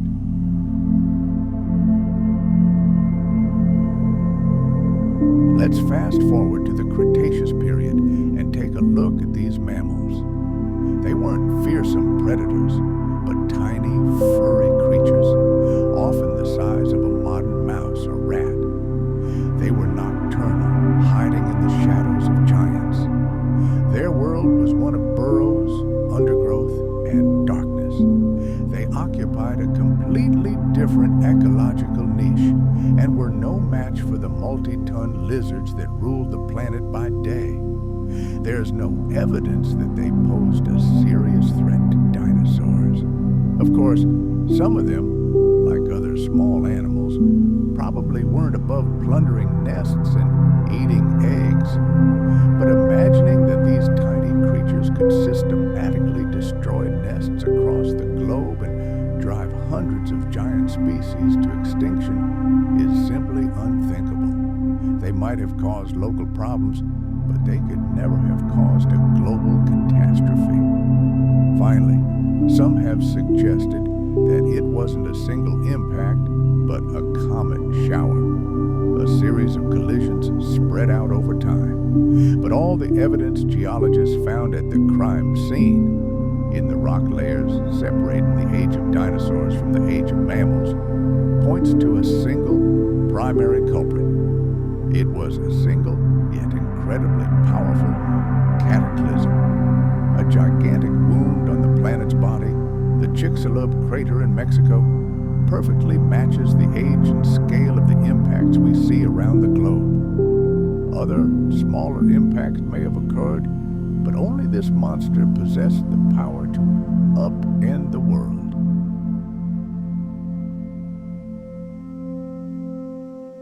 So, taking all the evidence together, we arrive at the most compelling picture: the impact of a giant asteroid, whose devastating consequences were magnified by the planet's ongoing volcanic agony, is the most reliable and scientifically sound explanation for the sudden and horrific end of the Age of Dinosaurs.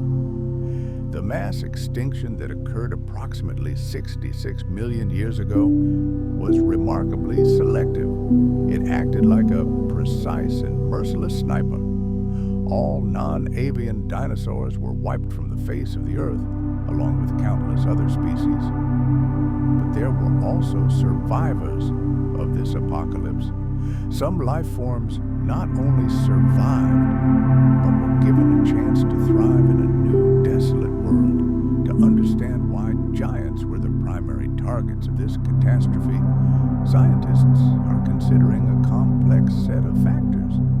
Let's examine how different animals responded to the sudden hellish state their planet had become. Body size, feeding habits, reproductive rate, and, most importantly, the ability to find shelter. These four factors were the deciding factor in life and death. One of the main reasons for the dinosaurs' vulnerability was their enormous size and, consequently, their incredible appetite. Imagine a living machine weighing tens of tons like a Tyrannosaurus rex or a massive Triceratops. Simply to sustain life within these colossal bodies, they would have needed to consume incredible amounts of food daily. And then an asteroid strikes Earth.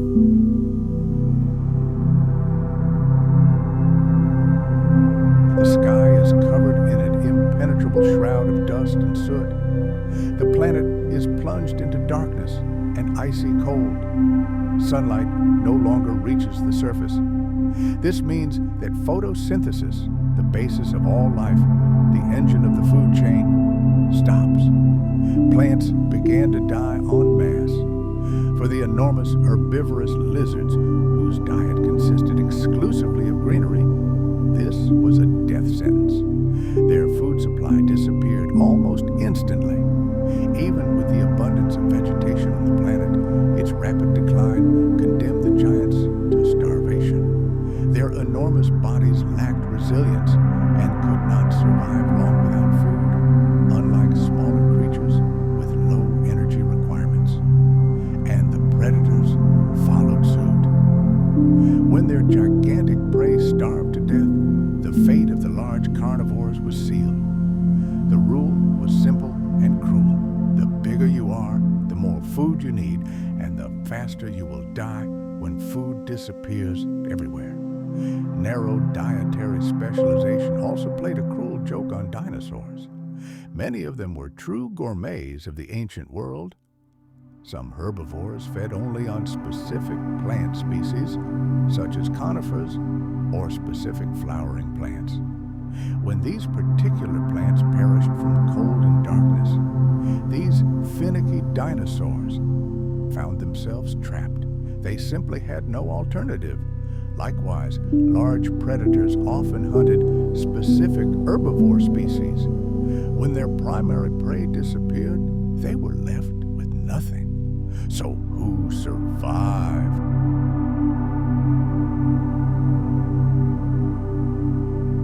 Moreover, many of them were able to hibernate or torpor, dramatically reducing their metabolism and energy requirements. They simply switched off and waited out the worst of the worst. Finally, the dinosaurs' reproductive strategy played a fatal role. They laid large eggs, and their young took many years to grow and reach maturity. This meant their populations recovered very slowly. After the catastrophe that wiped out almost all adult individuals, the species simply had no chance of reviving. Even if some clutches of eggs survived or young hatched, without the protection and care of adults, they were doomed. To raise a new generation, they needed food and a safe environment, neither of which were available in the devastated world. But the surviving groups acted differently. Small mammals and birds had short gestation periods, and their young matured much faster. This allowed them, like weeds in a scorched earth, to reproduce rapidly and occupy vacant niches in the new, transformed ecosystem. And finally, there was nowhere to escape. The global nature of the catastrophe left the dinosaurs with no safe haven. A thick shroud of dust, soot, and aerosols enveloped the entire planet, plunging every continent into cold and darkness. Acid rain scorched the earth and poisoned the waters everywhere. There was no refuge left where the giants could wait out the apocalypse.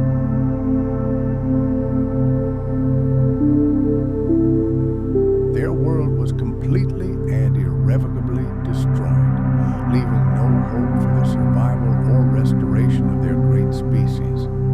And it doesn't matter whether dinosaurs were warm-blooded like us or cold-blooded like reptiles.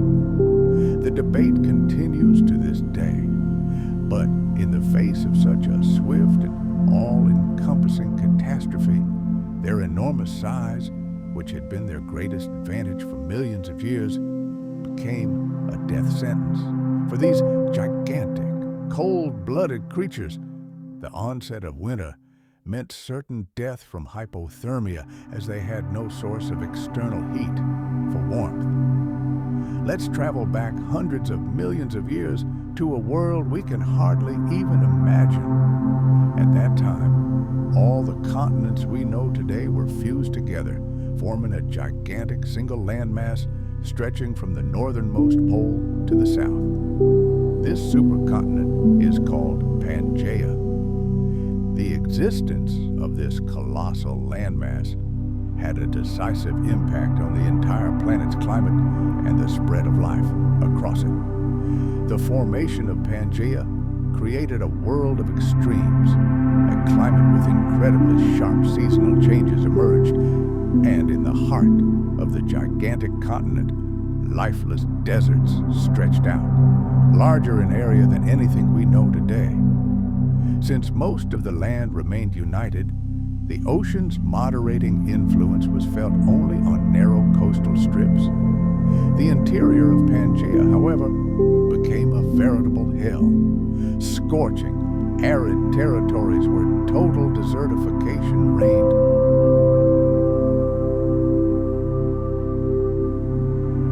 On the coasts, by contrast, powerful monsoons raged, bringing with them a season of torrential rains. This striking contrast between the continent's dry heart and its humid outskirts created a motley mosaic of habitats.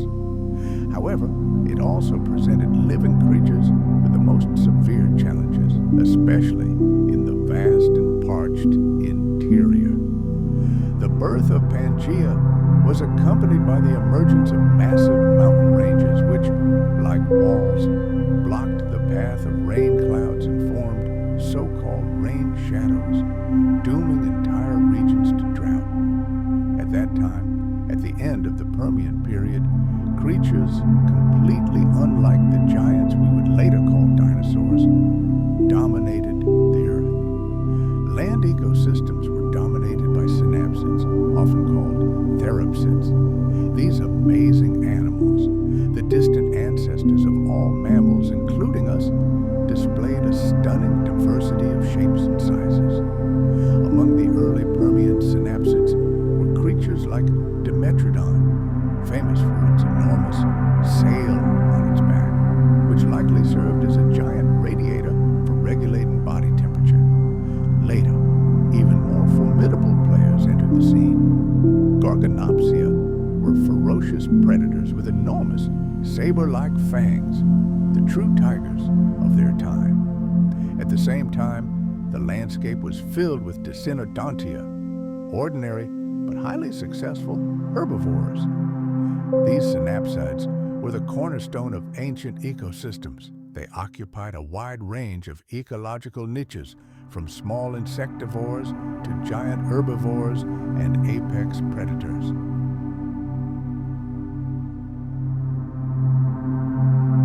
Essentially, they played the same roles that would be assumed by dinosaurs millions of years later.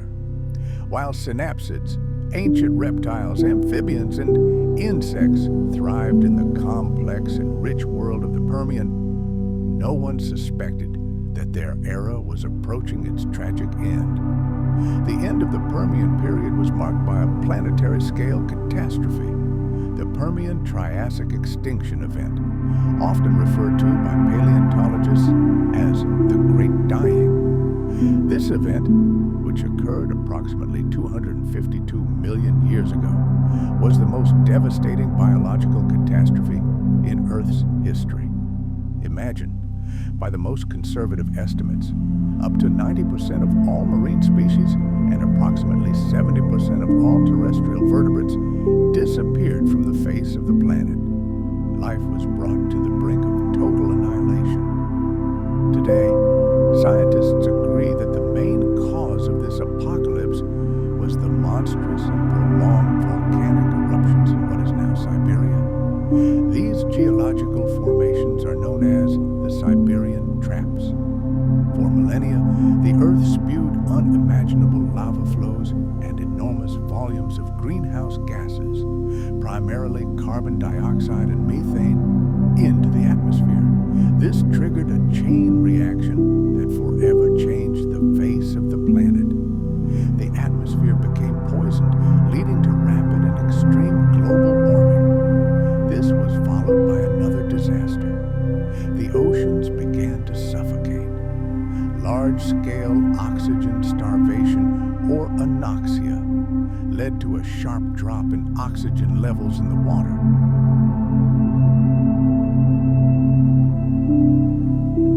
Marine life, from plankton to giant predators, found itself in a deadly trap. But that wasn't all. High temperatures triggered the release of toxic hydrogen sulfide from the ocean depths, poisoning the water, the air, and the land. The scale and speed of these changes were so shocking that most living organisms simply didn't have time to adapt. Ecosystems around the world collapsed like a house of cards. The early Triassic period, which followed the Great Dying, became an era of recovery, a time of ecological reset. For millions of years after the catastrophe, Earth's ecosystems remained eerily empty and extremely simplified.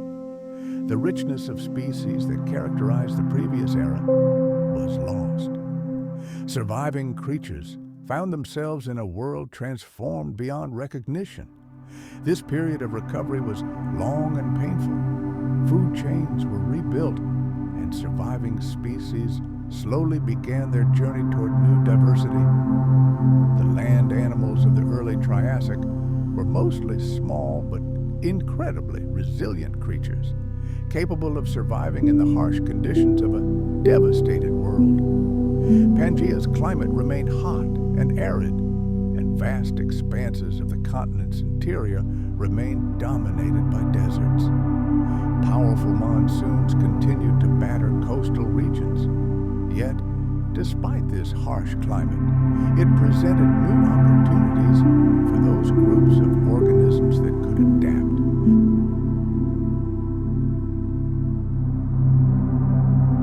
The plant world of the early Triassic was dominated by the most resilient, drought-tolerant species: conifers, ferns, and other undemanding plants. These plants formed the foundation upon which life began to regenerate. These plants provided food for the surviving herbivores, kickstarting a new round of evolution. It's important to note that the flowering plants that dominate the planet today did not yet exist at that time. Among those lucky enough to survive the Permian apocalypse were the reptiles, and one particularly promising group, archosauromorphs. These reptiles were ready to take advantage of the vacated space to begin their climb to the top. It was they who ultimately gave rise to the dinosaurs. Archosauromorphs were a large and diverse group, including the ancestors of crocodiles, flying pterosaurs, and of course dinosaurs. They possessed several key advantages that allowed them to thrive in the harsh Triassic world. For example, their limbs were positioned more vertically under their bodies, as opposed to the sprawling gait of their predecessors. This made their locomotion much more efficient and rapid. Their respiratory system was likely also more sophisticated, giving them an advantage in low oxygen or high temperature environments. Archosaurs were a motley crew of reptiles who fought fiercely for resources and dominance. Many of these ancient creatures, which we call archosaurs, were not dinosaurs, but close relatives or evolutionary ancestors.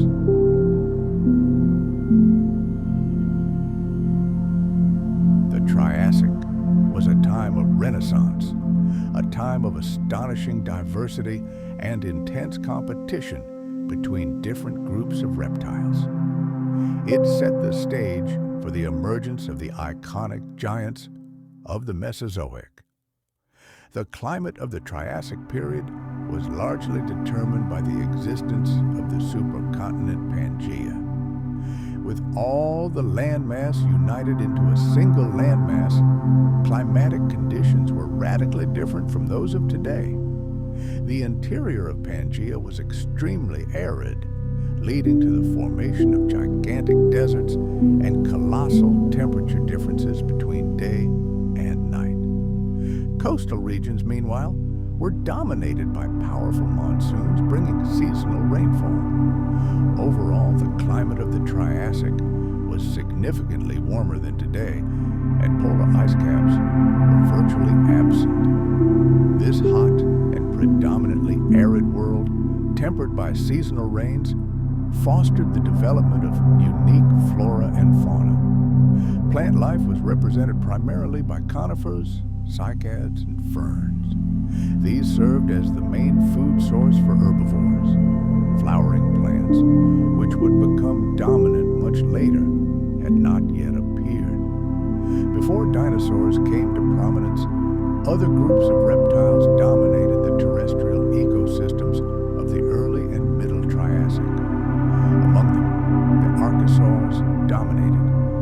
This group included the ancestors of modern crocodiles, pterosaurs, and the dinosaurs themselves. Many of these early archosaurs were formidable creatures that occupied the highest rungs of the food chain.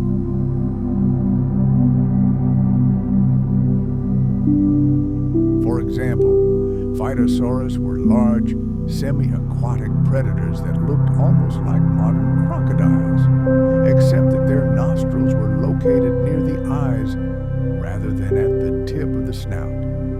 Atosaurus were heavily armored, herbivorous lizards resembling walking fortresses, their bodies covered in bony plates, and Rawasuchia were a group of large, agile quadrupedal predators that moved with their bodies held high, making them incredibly effective hunters. These non-dinosaur archosaurs were often the dominant force in their ecosystems. They were larger and more numerous than the very first dinosaurs. Their example clearly demonstrates that the initial appearance of dinosaurs did not immediately mean their dominance of the planet. Instead, they faced a long and brutal struggle for survival. In a world plunged into darkness and cold, maintaining a constant body temperature turned from an advantage into a death trap. These energetic, warm-blooded giants, the so-called endotherms, suddenly faced an insurmountable problem. In a parched world devoid of lush vegetation, it became virtually impossible for them to find the enormous quantities of food required to fuel their blazing metabolism. It turns out that the very qualities that elevated dinosaurs to the top of the food chain and allowed them to rule the planet for over 165 million years suddenly became their curse, their Achilles heel.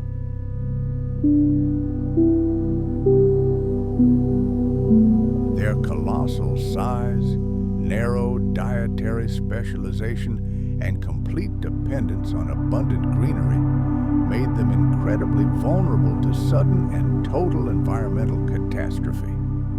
The Great Dying acted like a merciless natural filter. It sifted life on Earth, favoring those that were small, unpretentious, and omnivorous. River and lake dwellers, able to wait out the catastrophe underwater, had a chance. But for the giants of the Mesozoic era, this filter proved impenetrable. The mass extinction, which occurred approximately 66 million years ago, was a selective but absolutely devastating biological purge. It marked the end of a great era, wiping out all non-avian dinosaurs from the face of the planet. This means that every species of these ancient reptiles, with the exception of the single lineage that would eventually evolve into modern birds, disappeared forever from the fossil record at the edge of the Cretaceous. The demise of this group was total. Not a single species of non-avian dinosaur lived to see the dawn of the new Cenozoic era. Let's rewind to those final moments and see who fell first. Among the most famous victims were the mighty theropods, bipedal predators that terrorized the world.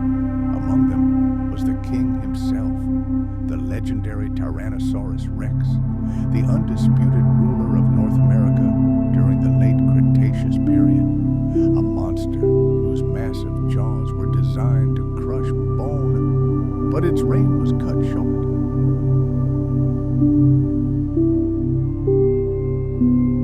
Other giant predators, such as Giganotosaurus from South America and Spinosaurus egyptiacus from North Africa, also vanished without a trace. Each of them stood at the top of the food chain in their ecosystems, but they too could not survive the apocalypse. Even the agile and deadly dromaeosaurs, often called raptors, couldn't survive. Hunters like Velociraptor and Deinonychus, masters of small game hunting in groups, were powerless against the global cataclysm. All other theropod lineages, including the ostrich-like ornithomimids and the enormous feathered oviraptorosaurs, also vanished into oblivion, leaving behind only their distant feathered descendants. The incredibly diverse and numerous herbivorous dinosaurs were wiped out with equal ruthlessness. Among them were all species of hadrosaurs, the famous duck-billed dinosaurs that dominated herbivores in many ecosystems during the late Cretaceous. Creatures like Edmontosaurus and Parasaurolophus, known for their complex head crests and unique dental batteries, disappeared forever. The same fate befell all the ceratopsians, the horned dinosaurs. This group included the mighty Triceratops, with its 3 fearsome horns and massive bony frill, and other relatives like Styracosaurus. Despite their powerful defenses against predators, these giants were unable to protect themselves from the global ecological crisis that deprived them of food.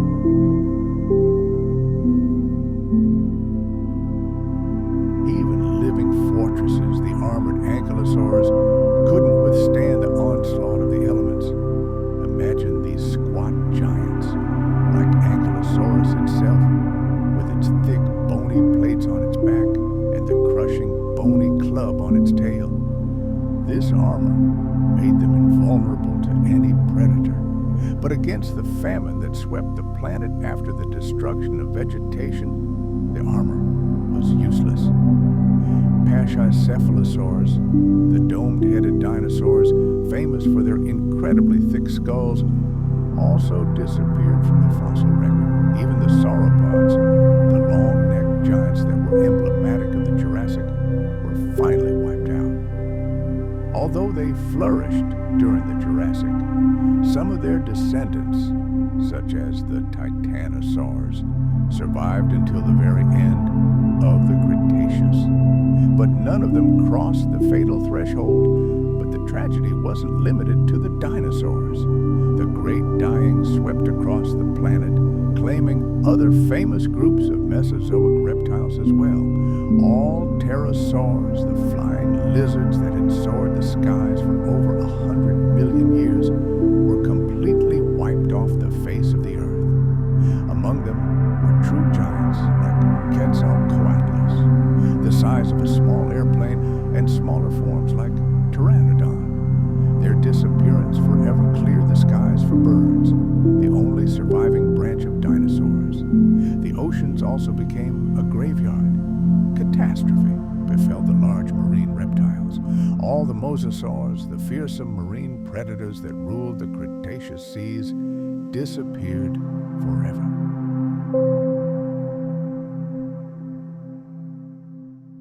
Plesiosaurs, both long and short-necked marine reptiles that had thrived throughout the Mesozoic, also failed to survive this crisis.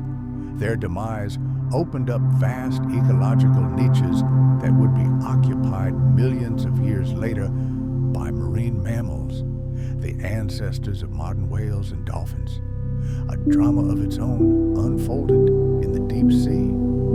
Ammonites, spiral-shelled cephalopods, distant relatives of modern squid, went completely extinct. Throughout the Mesozoic, they were incredibly diverse and abundant, their fossils serving as time markers for geologists. Their sudden and complete disappearance at the boundary between eras vividly demonstrates the scale of the marine catastrophe. Marine plankton also suffered colossal losses, especially those species that built calcium shells.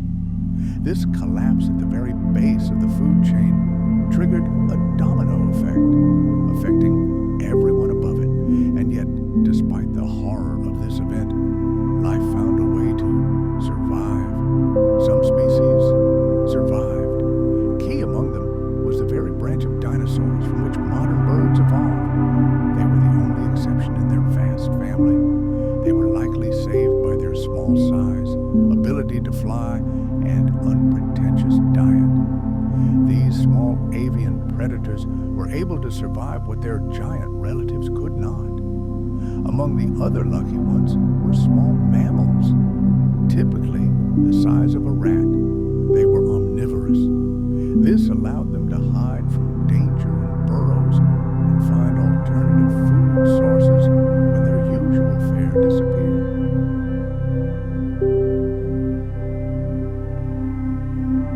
Crocodiles, turtles, snakes, lizards, and amphibians also demonstrated incredible resilience.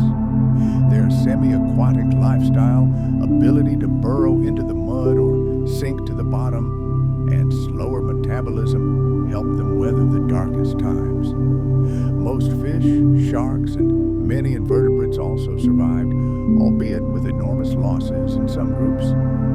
Thus, the selective nature of extinction wiped out the dominant giants of the Mesozoic, opening the way to a new Cenozoic era, the era of mammals and birds. The global cataclysm that occurred 66 million years ago did not completely destroy all life.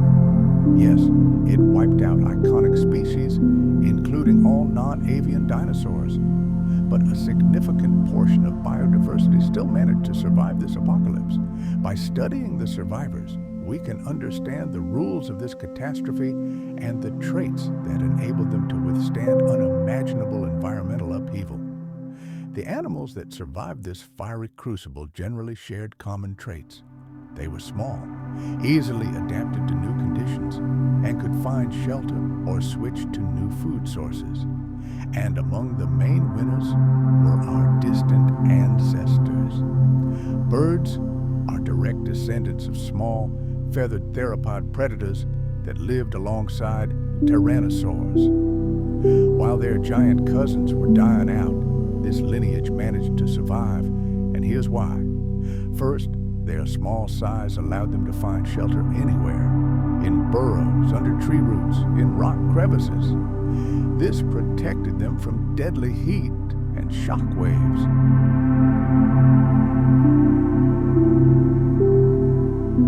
Their ability to fly gave them an incredible advantage.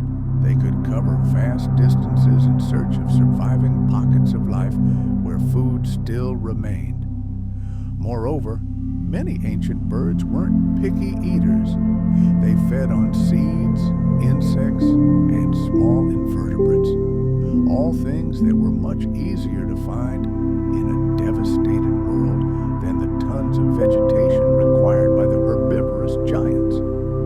Their fast metabolism, combined with their small size, meant they required less food to survive, and their short breeding cycles allowed their populations to recover much more quickly. Small mammals also proved to be among the winners of this deadly lottery. Throughout the dinosaur era, they remained in its shadow, small, primarily nocturnal creatures. But these very qualities proved their salvation. Like birds, they could hide underground, providing protection from the firestorm and the subsequent nuclear winter with its sharp cooling. Their nocturnal lifestyle may have protected them from the blinding flash and instant heat of the asteroid impact. And of course, their diet played a key role. Many were omnivores or insectivorous, allowing them to find sustenance in the form of seeds, roots, and surviving invertebrates. Imagine a devastated world, a planet where food consisted not of succulent leaves and fresh meat, but of rotting remains and decaying organic matter. It was in these conditions that those lucky enough to survive the apocalypse survived.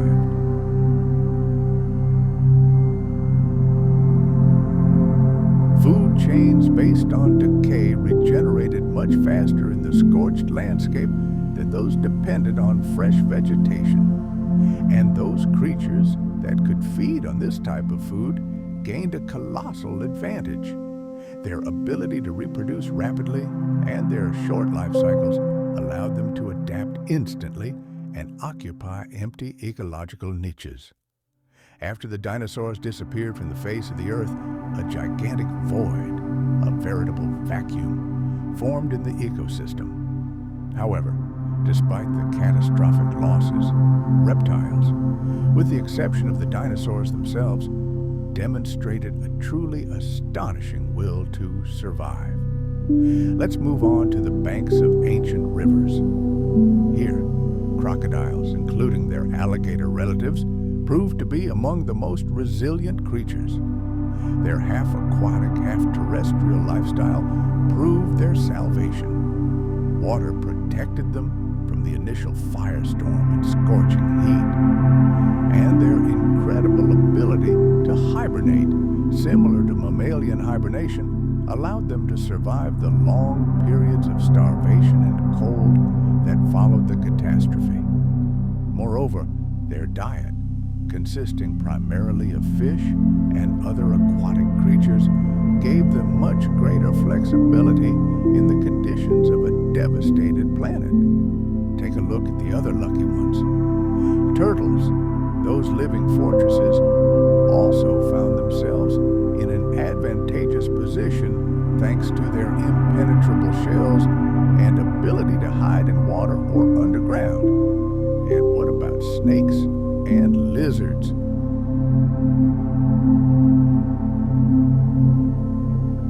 The deep ocean, spared the most devastating effects of the impact, became a veritable ark for a multitude of marine creatures. Now, let's turn our attention to the plant world. For it, this extinction was no less devastating. Imagine endless forests of conifers, giant ferns, and the first flowering plants. All this splendor was wiped off the face of the earth, destroyed by fire, and then plunged into the darkness and cold of a nuclear winter. But even here, life found a way. Some hardy plant species managed to survive. Plants that reproduced by spores, such as ferns and mosses, had a huge advantage. Their incredibly resilient spores could lie dormant for decades, biding their time. And as soon as conditions improved, they were the first to colonize the devastated lands. In the geological layers that correspond to the Cretaceous-Paleogene boundary, scientists see what's called a fern surge, a sharp, explosive increase in the number of fern spores. These humble plants became the pioneers of a new world. Seeds, especially those of flowering plants, also played a key role. Like spores, they can remain dormant for very long periods, patiently awaiting favorable conditions. Although many species of flowering plants disappeared forever, the group as a whole survived to rapidly take over the planet in the future. If we look at all the survivors, we see common traits that pave the way for their future. Small size, allowing for easy shelter and requiring less energy.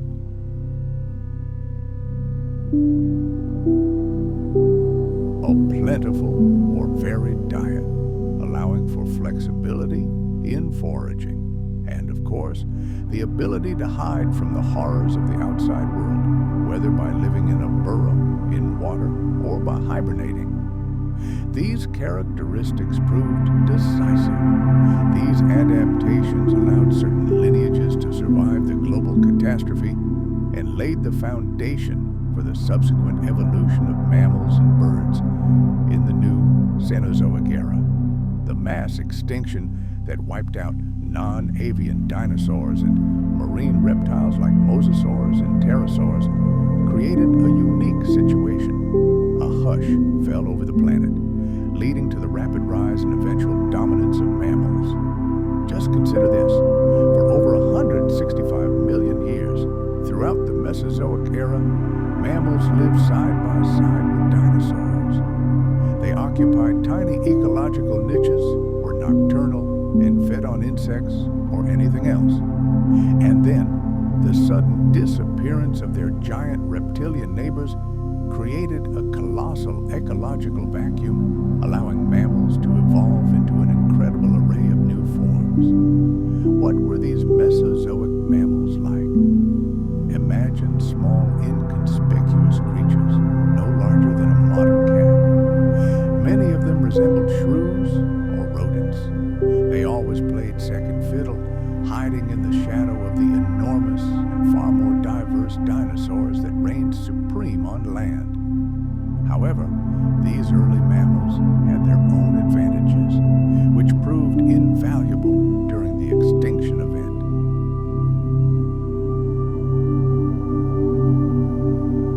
They were warm-blooded, allowing them to maintain a constant body temperature despite the cold outside. They had fur for insulation, and their nocturnal lifestyle may have saved them from the worst of it. heat stroke, and the blast wave of an asteroid impact. Their reproductive strategy, which included live birth and care for their young, also gave them significant advantages, and so the extinction of the dinosaurs at the turn of the ages became a turning point. It was their chance. With the disappearance of the top predators and competitors that had held them back for millions of years, the world suddenly opened up to new life forms, ecological niches previously occupied by giant herbivores like Triceratops and Ankylosaurs, or apex predators like Tyrannosaurus rex, suddenly became empty. This absence of dominant giants allowed the surviving small mammals to survive a period of explosive adaptive radiation. They began to rapidly evolve, assuming a wide variety of shapes and sizes. This process began almost immediately after the catastrophe in the Paleogene period, the first act of the Cenozoic era. One of the most noticeable changes was the increase in body size. With the disappearance of the largest land animals, the invisible barrier that had prevented mammals from growing was no longer there. Their bodies grew ever larger and more powerful.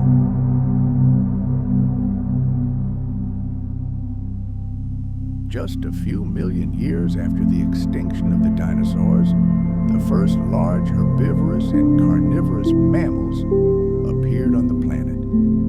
In the early Paleocene, they were still relatively modest, but by the Eocene, the first giants had emerged.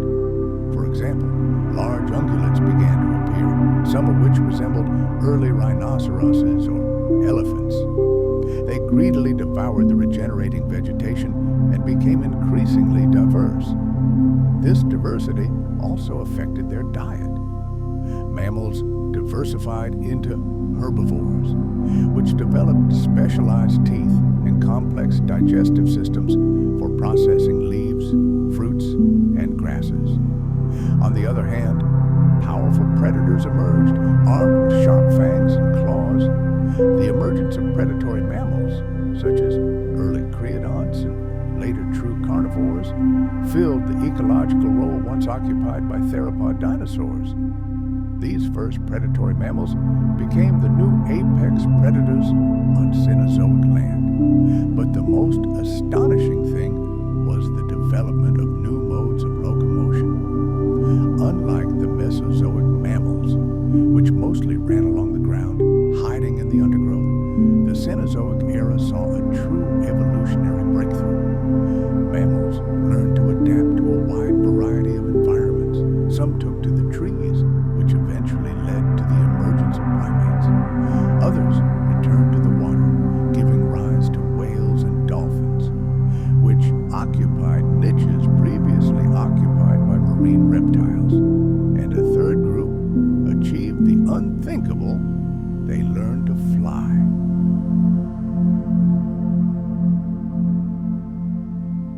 This is how bats emerged, the only mammals to conquer the skies. This massive expansion of new habitats and lifestyles was a direct consequence of the extinction of the dinosaurs. It is precisely because of this rapid and comprehensive diversification that the Cenozoic era is often called the Age of Mammals. The absence of giant lizards paved the way for them to become the dominant animals on the planet. Those very vertebrates, who had been trapped in their tiny niche for millions of years, suddenly found themselves free. It was a true ecological liberation. Imagine the shackles that had held mammals in the shadow of giant lizards for millions of years were finally broken. The disappearance of the dinosaurs removed the colossal evolutionary pressure that had kept our distant ancestors small, inconspicuous creatures of the night. Now, in a desolate world, mammals were able to fully exploit their biological trump cards: warm-bloodedness, caring for offspring, viviparity, and suckling, all traits inherent to them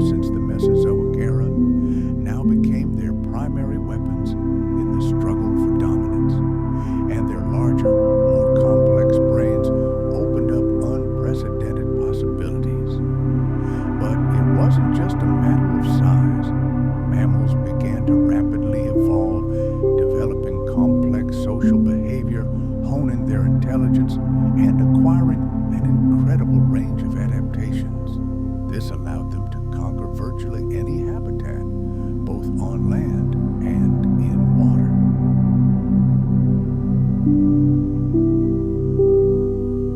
Look at the world today, from tiny creatures like modern shrews to majestic whales that will one day rule the oceans.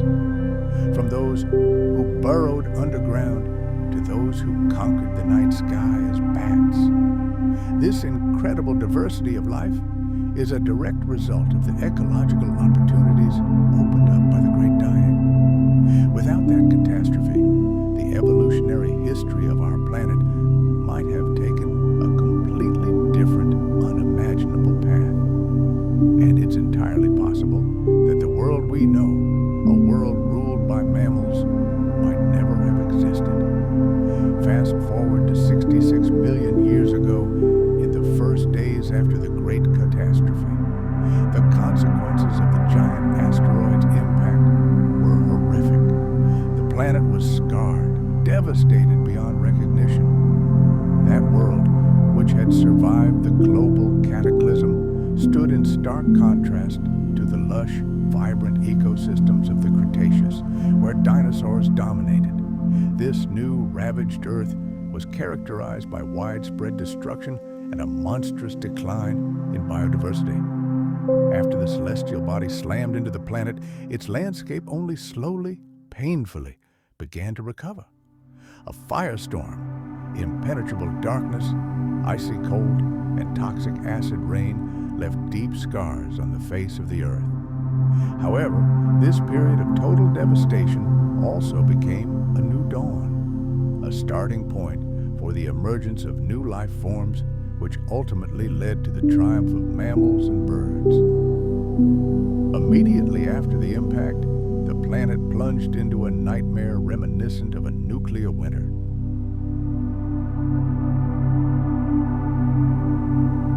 A dense, impenetrable shroud of dust, soot, and sulfur aerosols enveloped the Earth, cutting it off from sunlight for months, perhaps even years. As a result, temperatures plummeted across the globe, reaching sub-zero temperatures even in regions we today consider the tropics. This deadly combination of darkness and cold spelled doom for the land plants that form the basis of most food chains. Forests were either scorched to the ground by planet-scale firestorms or perished, frozen in the eternal night. Ultimately, the landscape was transformed into a barren, lifeless desert, covered in a thick layer of ash and the rotting remains of former vegetation. An equally horrific picture unfolded in the world's oceans. A catastrophic lack of sunlight led to a mass die-off of phytoplankton, microscopic organisms that produce oxygen and provide food for all aquatic life. This, in turn, triggered a chain reaction that led to the death of countless marine life. Sulfuric acid rain, caused by atmospheric emissions, turned the ocean into a toxic solution, exacerbating the suffering of marine organisms, especially those that built their shells or skeletons from calcium carbonate. The ocean's surface waters became cold and acidic, while so-called marine snow, a grim rain of dead organic matter washed from the dying upper layers, descended into the depths in a continuous stream. Who could survive this hell?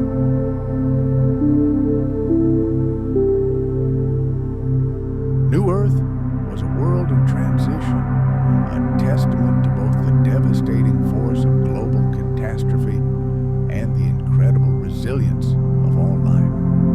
The initial period of devastation gradually gave way to a phase of rebirth as surviving species began to adapt and diversify to fill vacant niches. This long process of recovery and evolution ultimately led to the formation of the ecosystems we see today, with mammals and birds as the dominant large land vertebrates. The direct legacy of the extinction that ended the Age of Dinosaurs laid the foundation for the birth of an entirely new world. Fast forward to that distant world where dinosaurs were just one element in a vast and deadly mosaic of prehistoric life. They shared the planet with a host of other reptiles, and every day was a brutal struggle for resources and the very right to exist.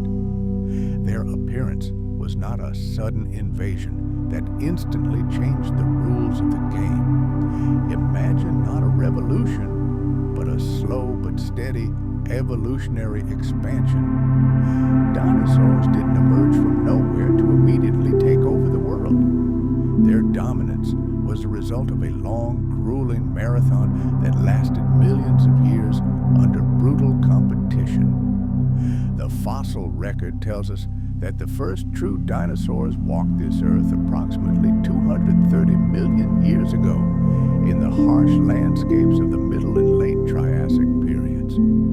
But these pioneers of their kind were nothing like the titans that stir our imaginations today.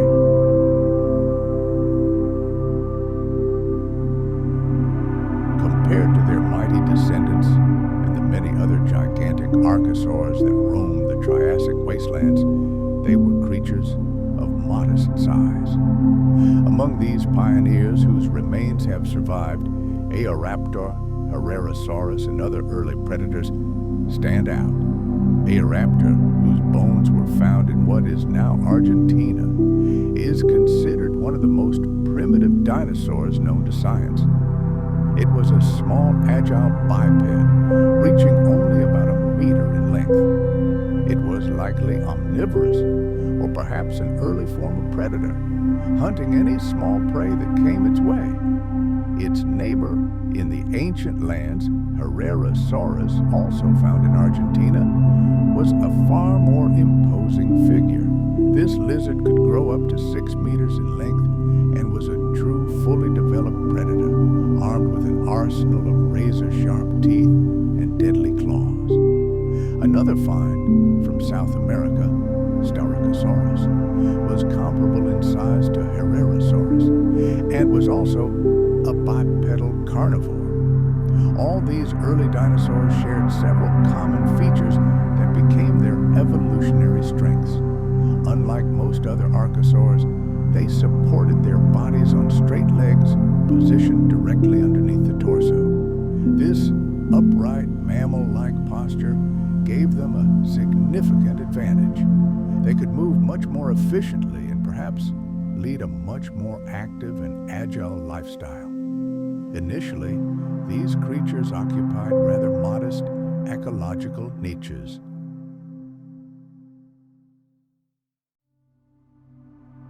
But the very fact of their appearance opened a completely new chapter in the history of the animal kingdom. In that era, dinosaurs weren't yet kings of the planet.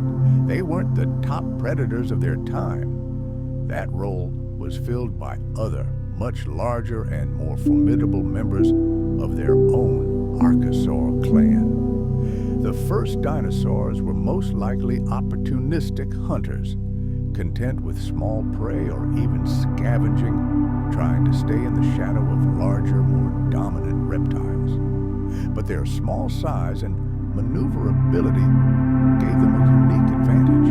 They could exploit resources unavailable to their giant competitors, which, under certain conditions, became key to survival. Throughout the Triassic period, dinosaurs slowly but surely began to diversify, that is, to split into many different species.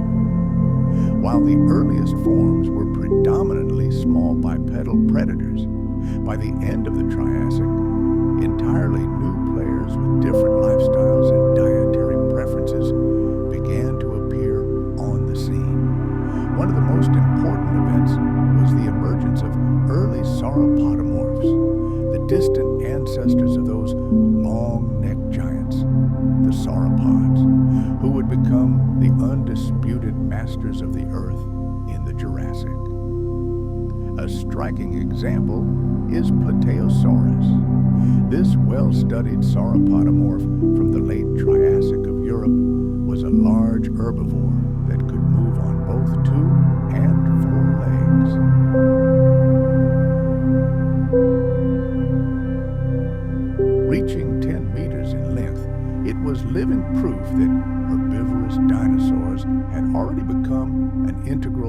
of ancient ecosystems. At the same time, other groups began to appear, such as the early ornithischians, or bird-hipped dinosaurs. However, they remained quite rare compared to the saurischians, or lizard-hipped dinosaurs, which dominated the period. The end of the Triassic period was marked by another global catastrophe, a mass extinction that occurred approximately 201 million years ago, marking the boundary between the Triassic and Jurassic periods. Although not as devastating as the Great Permian extinction, this event had a colossal impact on the course of life on Earth. As a result of this cataclysm, many giant non-dinosaur archosaurs disappeared from the face of the planet. Among them were such formidable predators as Rauisuchians and phytosaurs, as well as numerous large amphibians and marine reptiles. The exact causes of this extinction are still a subject of scientific debate, but the overwhelming evidence points to monstrous volcanic activity associated with the breakup of the supercontinent Pangaea. Giant cracks in the Earth's crust erupted lava flows and released unimaginable quantities of greenhouse gases into the atmosphere.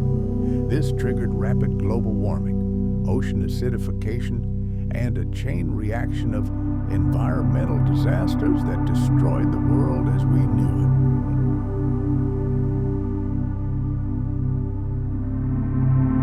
And here's where it's important to understand a key point. The Triassic-Jurassic extinction event cleared the way for dinosaurs to ascend to the throne. While their main competitors, other large land animals, perished in fire and chaos, dinosaurs, already quite diverse by then, managed to survive. They found themselves in a world full of empty ecological niches and did not hesitate to fill them. This event did not directly trigger their evolution, but it served as a powerful impetus that allowed them to assume a dominant position on land for the next 100+ million years.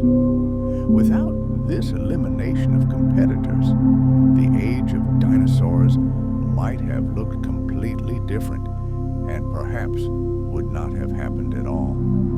The Triassic period, with its unique climate, astonishing diversity of ancient reptiles, and dramatic finale, became a crucial prologue to the great story of dinosaurs. The Jurassic period had arrived. This era, which lasted from approximately 201 to 145 million years ago, was the middle chapter of the Mesozoic era and is rightfully considered the golden age of dinosaur history.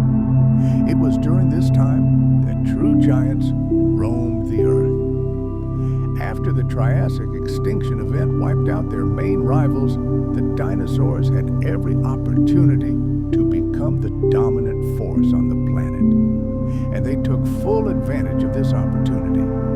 During the Jurassic, many dinosaur groups reached truly unprecedented sizes, especially the long-necked herbivores.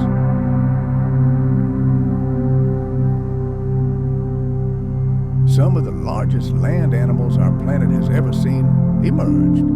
Geologically, the Jurassic was a time of great change.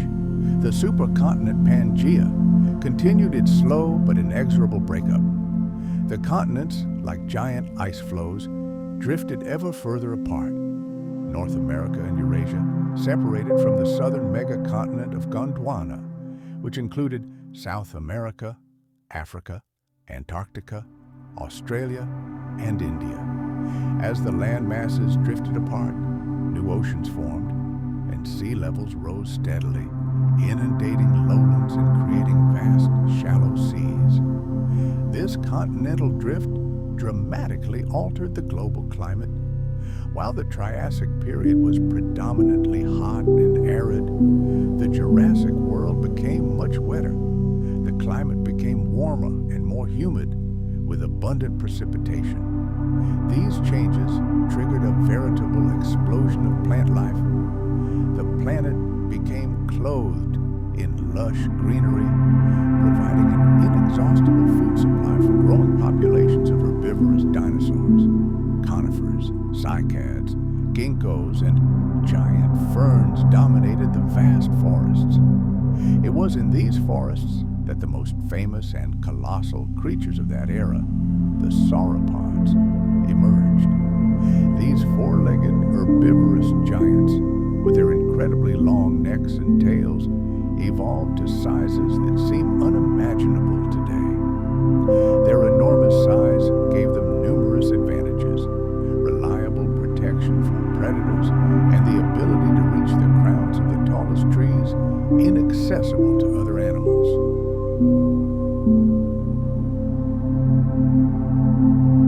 Diplodocus was incredibly long, reaching 27 meters, yet had a rather graceful build and weighed approximately 15 tons. It likely used its long neck to browse low-growing vegetation, and its whip-like tail may have served as a formidable weapon for defense or as a means of communication with conspecifics.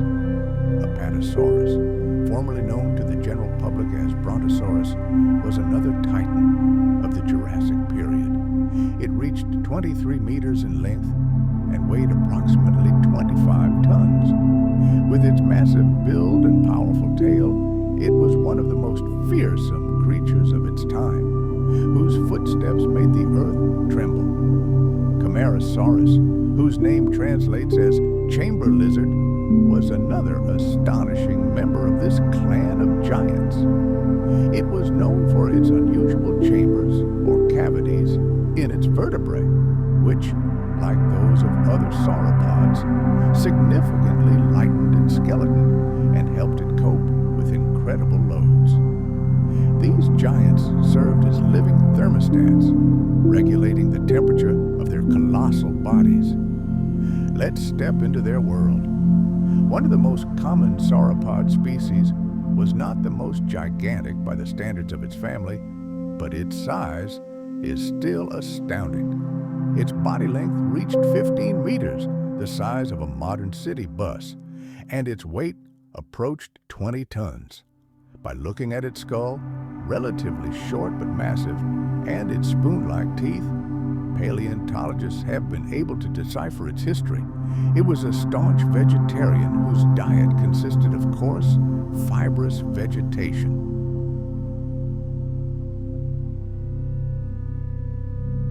The astonishing abundance and diversity of these long-necked giants, whose remains have been found on every continent, speaks to their incredible ecological success during the Jurassic period. The world was literally made for them, offering limitless food supplies to support their enormous populations.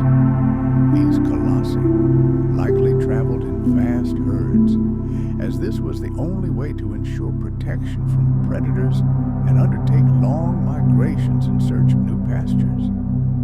But the Jurassic world wasn't populated only by these colossi, occupying the niche of the largest herbivores.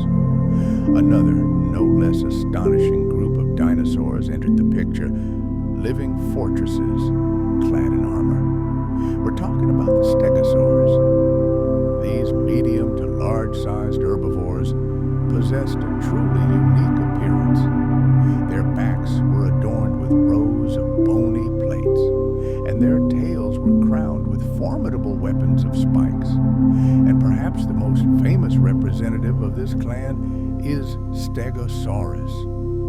This lizard roamed the lands of what would become North America at the end of the Jurassic period. Imagine a creature about 8 meters long and weighing 5 tons. But the main mystery of this creature is its back. 17 enormous bony plates known as scutae rose along the spine. Their purpose still causes heated debate in the scientific world. Were they armor capable of repelling a predator's attack?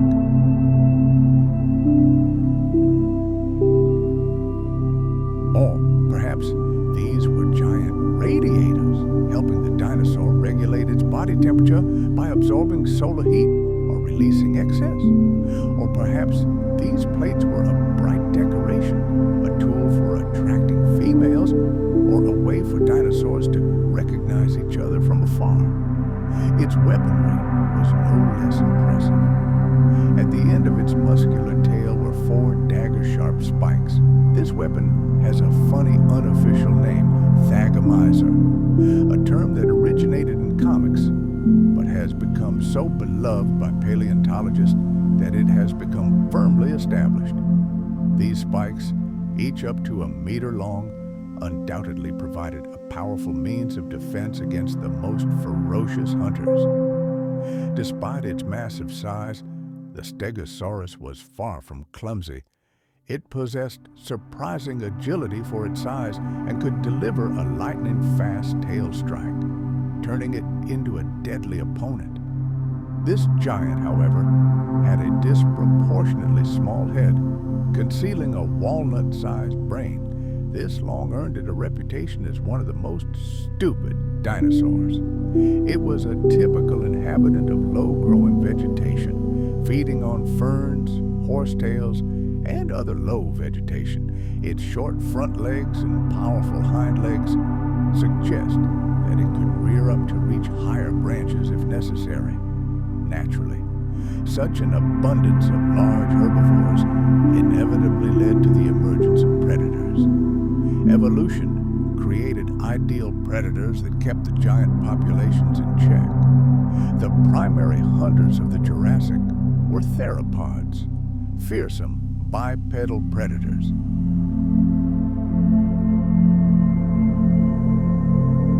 And flying reptiles, pterosaurs, soared in the skies, like the famous pterodactylus. All of these amazing creatures were part of the complex ecosystem of the Jurassic Period, which demonstrated the incredible potential of dinosaurs, their ability to take on the most bizarre forms and reach colossal sizes, dominating the planet for tens of millions of years. The next chapter in Earth history is the Cretaceous Period, which lasted from 145 to 66 million years ago. It was the final and most dramatic act in the great drama of the Age of Dinosaurs. The planet was undergoing colossal changes, geological, climatic, and biological, that forever altered the face of life. The supercontinent Pangaea continued its slow breakup, and the contours of the continents became increasingly familiar. South America separated from Africa, India began its long journey north, and North America and Eurasia drifted further and further apart. This redrawing of the world map was accompanied by monstrous volcanic activity. Sea levels rose, flooding lowlands and forming vast shallow seas. One of these, the Western Interior Seaway, even bisected North America. These global changes led to a more diverse global climate, although overall it remained significantly warmer than today. But perhaps the most significant biological event of the Cretaceous, aside from its tragic ending, was the true revolution in the plant world. Flowering plants, or angiosperms, entered the picture.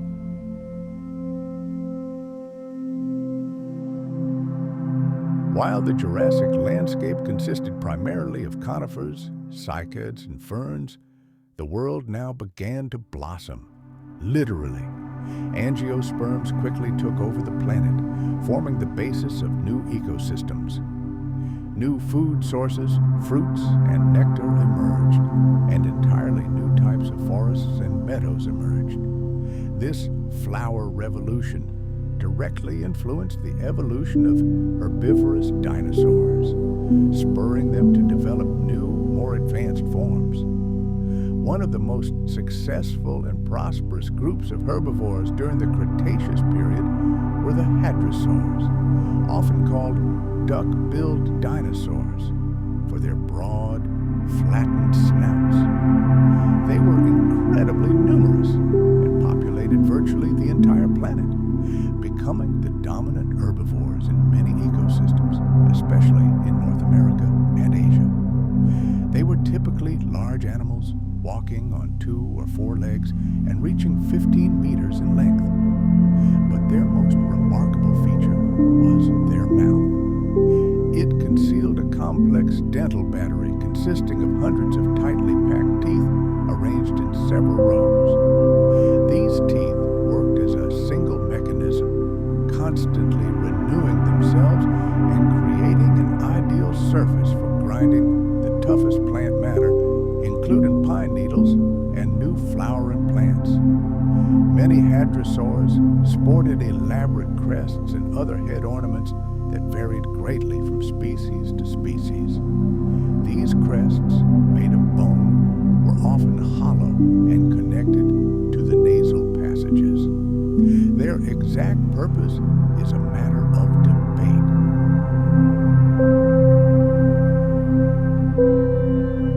Scientists believe they served as display devices, helping dinosaurs recognize their peers, or perhaps acted as resonators for producing loud sounds, allowing for communication within large herds.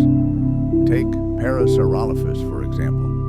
Its head was crowned with a long, backward curving tubular crest, which likely produced deep, booming sounds. Edmontosaurus, on the other hand, had a flat skull, though it may have been adorned with a soft tissue crest. Fossil evidence, such as vast bone cemeteries, suggests that hadrosaurs lived in gigantic herds, suggesting complex social behavior. And fossilized nests and eggs confirm that some of them showed parental care, guarding their young in nesting colonies long after their birth. Another legendary group of Cretaceous herbivores were the ceratopsians, better known as horned dinosaurs. These quadrupedal giants possessed a unique appearance.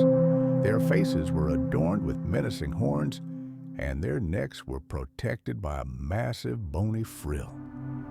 Ceratopsians were among the most common animals of their time in North America and Asia. Their frills, studded with spikes or protuberances, came in a striking variety of shapes and sizes. These structures served several purposes. First, they reliably protected the neck from predators' teeth. Second, they undoubtedly served as a display of strength, helping to attract mates and ward off rivals. It's possible they also aided in thermoregulation.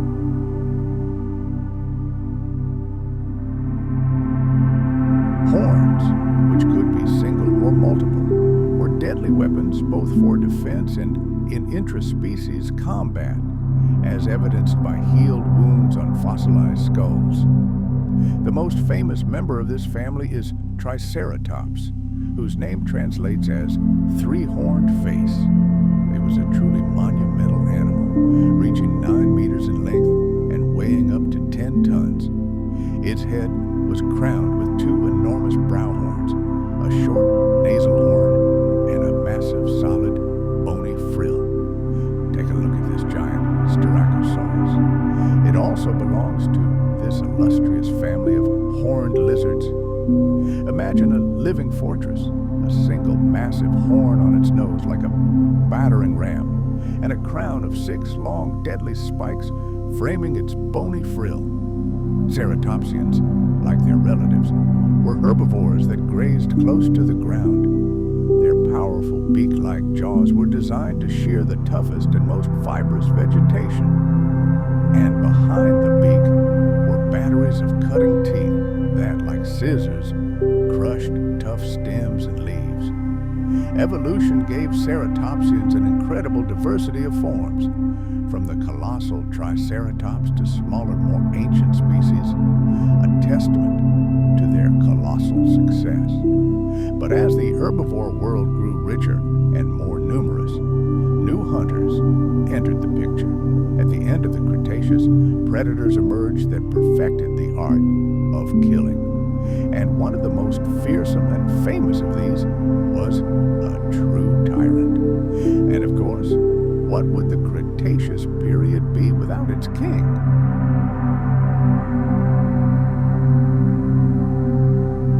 Tyrannosaurus rex, Tyrannosaurus rex, whose name translates as King of the Tyrant Lizards, was the absolute ruler of North America.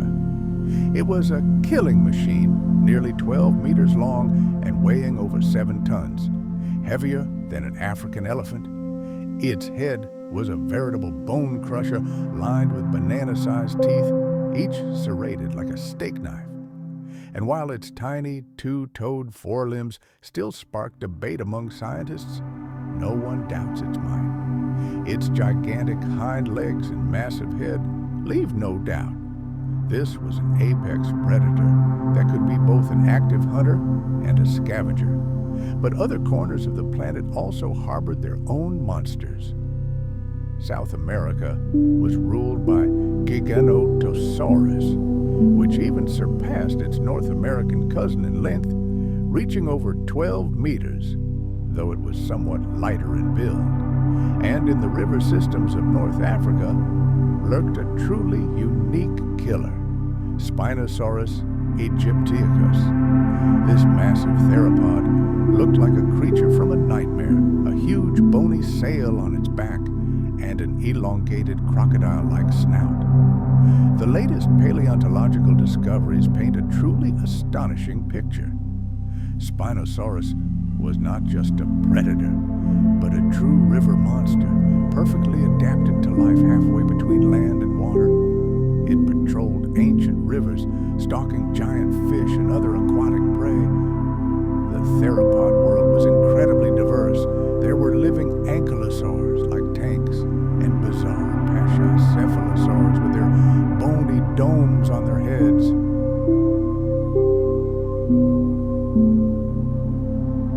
Ostrich-like ornithomimids darted across the plains, and agile and deadly dromaeosaurs, often called raptors, like the famous velociraptor from Mongolia, hunted in the shadows.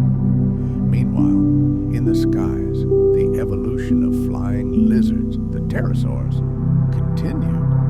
It was during this period that they reached truly gigantic sizes. Just imagine Quetzalcoatlus, whose wingspan reached an incredible 11 meters, the size of a small airplane. And in the oceans, marine reptiles reigned supreme. Long-necked plesiosaurs and powerful snake-like mosasaurs. But perhaps the most important event of the Cretaceous period occurred unnoticed. It was then that true birds, descendants of small feathered theropods, began their journey toward diversity. They lived side by side with their gigantic dinosaur relatives, creating unique ecosystems. The fossil record paints a picture of a complex and vibrant world where dinosaurs occupied virtually every conceivable niche on land. But this heyday, this peak of their power, came to an abrupt and tragic end. The global catastrophe at the end of the Cretaceous period brought an end to their 165 million year reign on Earth. Dinosaurs ruled our planet for over 165 million years. During this incredible time, they spread to every corner of the globe, adapting to a wide variety of climates and landscapes. Their world was not monotonous.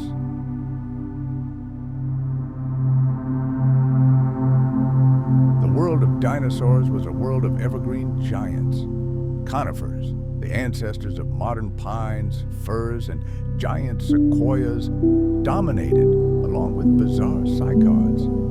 These towering trees created a dense green canopy that provided an inexhaustible food source for enormous sauropods like Brachiosaurus and Camarasaurus, whose long necks reached to the very tops. Below, in the shade, medium-sized herbivores like Stegosaurus grazed, preferring the low vegetation. For predators, the dense undergrowth provided the perfect ambush hunting ground. The fossilized tree trunks and ancient leaf imprints we find today are direct evidence of the existence of these majestic forest worlds. But not the entire planet was covered in forests. Vast expanses of the Mesozoic continents were covered in endless plains and open forest steppes. Here, among the sparse trees, ferns and horsetails thrived, creating ideal pastures for gigantic herds. During the Cretaceous, hadrosaurs or duck-billed dinosaurs thrived here. Their jaws were equipped with complex dental batteries capable of grinding even the toughest plant matter. And during the Jurassic, colossal herds of sauropods likely roamed these plains, migrating in search of food. The open terrain, in turn, gave rise to its own predators, large and fast, such as Allosaurus and Tyrannosaurus, which could pursue prey over long distances.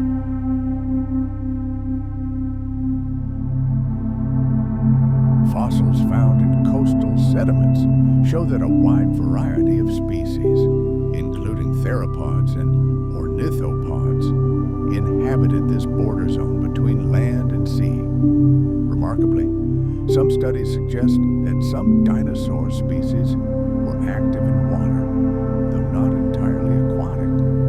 But the most astonishing thing is that dinosaurs even conquered the polar regions.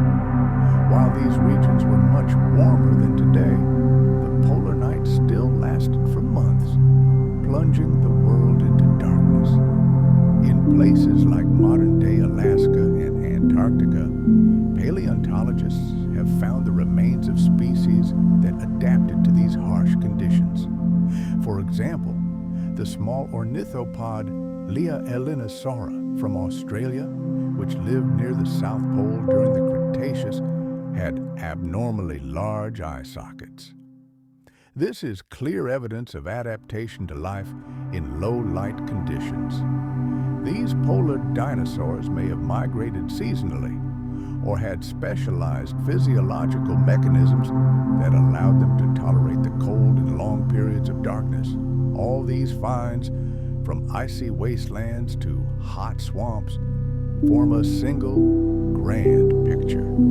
Dinosaurs weren't confined to any one landscape. They were incredibly adaptive and resilient creatures, true masters of the planet, capable of conquering virtually any habitat. Geological features also influenced their distribution. For example, areas with active volcanic activity likely attracted a variety of species, as volcanic ash enriched the soil, creating unique, albeit dangerous landscapes.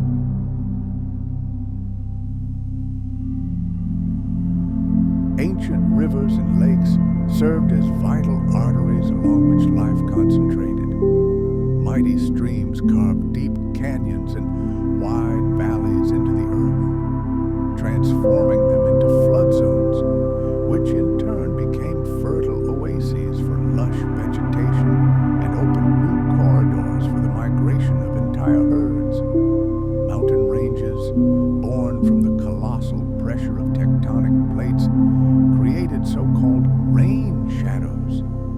This resulted in the emergence of arid, sun-baked regions on one side of the ridge and humid, verdant jungles on the other. This diversity of landscapes created a mosaic of unique worlds, each with its own rules of survival.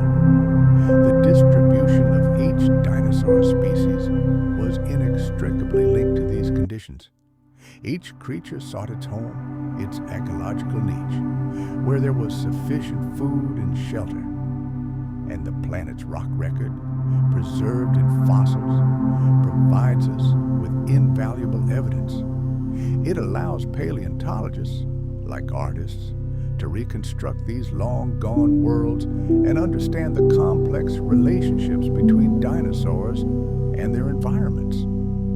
The menu of the prehistoric world was as diverse as its inhabitants. There were staunch vegetarians, ruthless meat-eaters, and some, like universal soldiers, ate both. Understanding the dinosaur diet is key to understanding how entire ecosystems functioned, how the complex food chains that sustained these magnificent creatures for over 165 million years operated.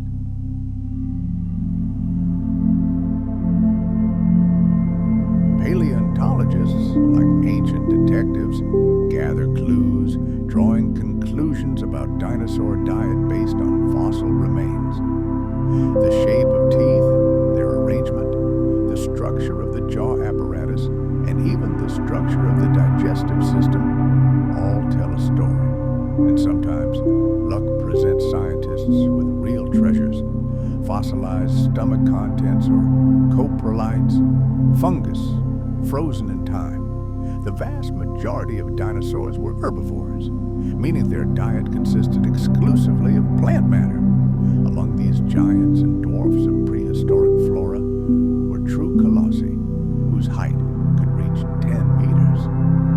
During the Mesozoic era, nature created unique tools for them, allowing them to cope with the toughest and most fibrous vegetation. The most famous herbivorous dinosaurs were undoubtedly the sauropods, the colossal long-necked giants that dominated the Jurassic and Cretaceous periods. Imagine titans like Brachiosaurus, Diplodocus, and Apatosaurus. To sustain their massive bodies, weighing tens of tons, they had to consume unimaginable quantities of greenery. Their incredibly long necks allowed them to either reach the lush foliage at the tops of conifers or, conversely, methodically decimate entire clearings, working like giant living lawnmowers. The teeth of these creatures resembled pegs or spoons.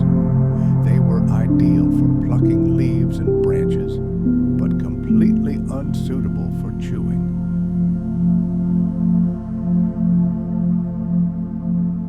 Food was swallowed whole and passed into the enormous stomach, where the main digestion process began. Interestingly, gastroliths, stomach stones, have been found in many sauropod fossils.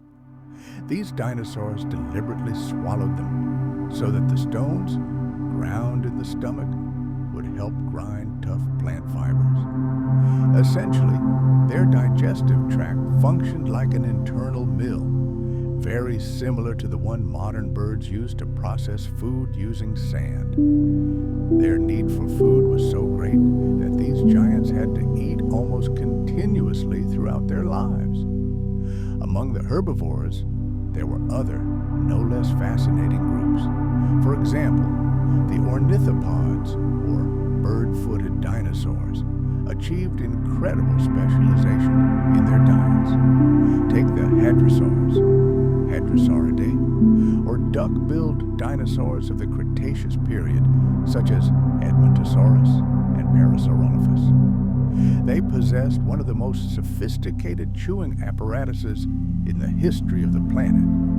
Hidden within their jaws was a so-called dental battery, a veritable conveyor belt of hundreds of tightly packed teeth arranged in several rows. As soon as the upper row of teeth wore down from grinding tough food, a new one from the lower row immediately replaced it, providing a constant and reliable grinding surface. This allowed hadrosaurs to efficiently grind up huge volumes of fibrous plants, including pine needles, ferns, and the newly emerging flowering plants on the planet.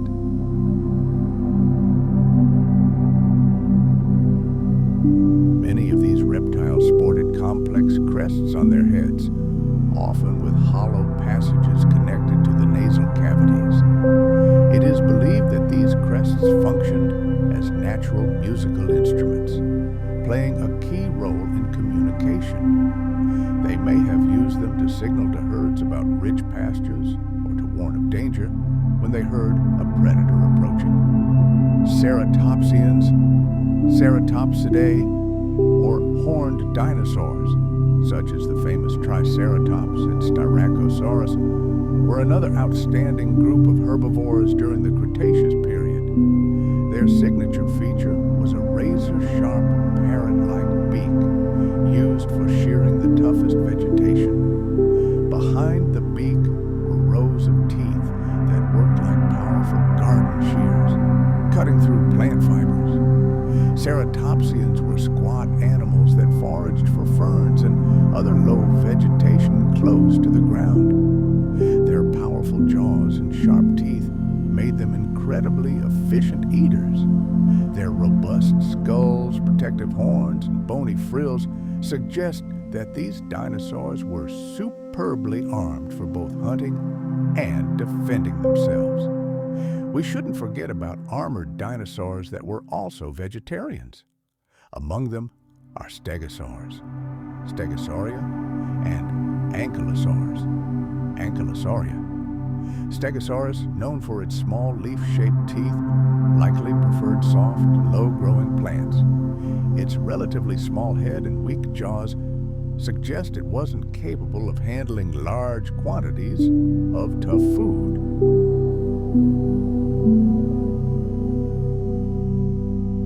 They are thought to have fed on plants, insects, eggs, and small vertebrates. Troodons, Trudon, with their relatively large brains and keen eyesight, also likely had a mixed diet. The specialized teeth, jaws, and body structure of dinosaurs provide striking examples of their feeding strategies.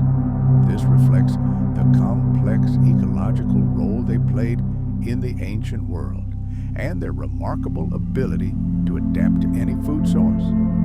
Beyond biology, the concept of dinosaur families now encompasses their social behavior, their group lifestyles, and caring for their young. Although the level of social organization varied greatly among species, this knowledge helps us understand dinosaur life much more fully. New discoveries paint an increasingly complex picture of ancient reptile societies than previously thought. Some of the most compelling evidence that dinosaurs lived in groups are fossilized footprints. Their footprints frozen in stone. The memory of these prehistoric giants is preserved not only in their bones, but also in the fossilized soil of ancient deposits. All over the globe, paleontologists are discovering entire fields of fossilized tracks left by dinosaurs. And these tracks tell a fascinating story. When we see many tracks running in the same direction, often in parallel lines, the picture becomes clear. What we see moving before us is not a solitary animal, but an entire group.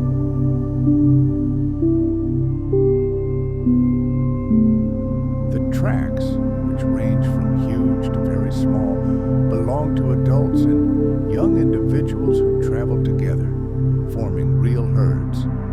Fast forward to the Jurassic Period of North America. Here, in the famous Morrison Formation, the geologic record has preserved irrefutable evidence. Tracks of sauropods, those colossal herbivores with incredibly long necks, stretch for kilometers. This was no coincidence. Moving in huge groups was a vital defensive strategy. Alone, even such a giant could fall prey to ferocious predators like the terrifying Allosaurus. We see similar patterns with other species. The extensive trackways of ornithopods, such as the duck-billed hadrosaurs, paint a vision of countless herds, thousands strong, migrating across ancient landscapes. But there's another, far more sinister proof of their social life. Imagine so-called bone beds, gigantic mass graves of fossilized remains. In these places, we find not just one or two dinosaurs, but hundreds, sometimes thousands, of the same species piled together. They are silent witnesses to ancient catastrophes.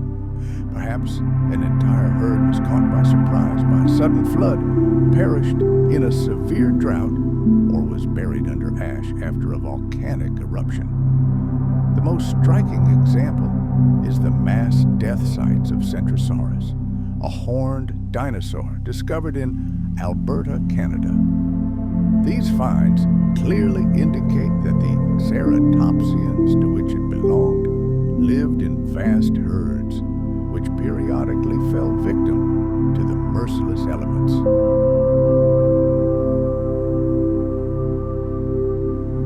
Such bone layers are a powerful argument in favor of their social behavior, since solitary animals simply could not physically die in such numbers in one place. Fossils show that dinosaurs didn't simply gather in groups. Their social lives were complex and multifaceted. Herd life offered colossal advantages, the most important of which, of safety. The herd's sheer size could have frightened off, or at least confused any predator. While an individual was always vulnerable, the entire group presented a formidable force, a united front that was nearly impossible to break. It was incredibly difficult for a predator to focus on a single target amidst the chaos of moving bodies. Furthermore, herds were much more efficient at foraging. A massive group could methodically comb vast territories, consuming tons of vegetation. This collective search for food most likely led to the enormous migrations when herds moved between seasonal grazing areas. So how did they communicate within these massive groups? There's no direct evidence, but dinosaur anatomy offers numerous clues. Take a look at many hadrosaurs, such as the famous Parasaurolophus. Their heads were adorned with complex hollow crests. These structures were directly connected to the nasal passages and scientists believe played a key role in communication. Some of these crests were actual resonance chambers, allowing their owners to produce unique low-frequency sounds that carried for miles.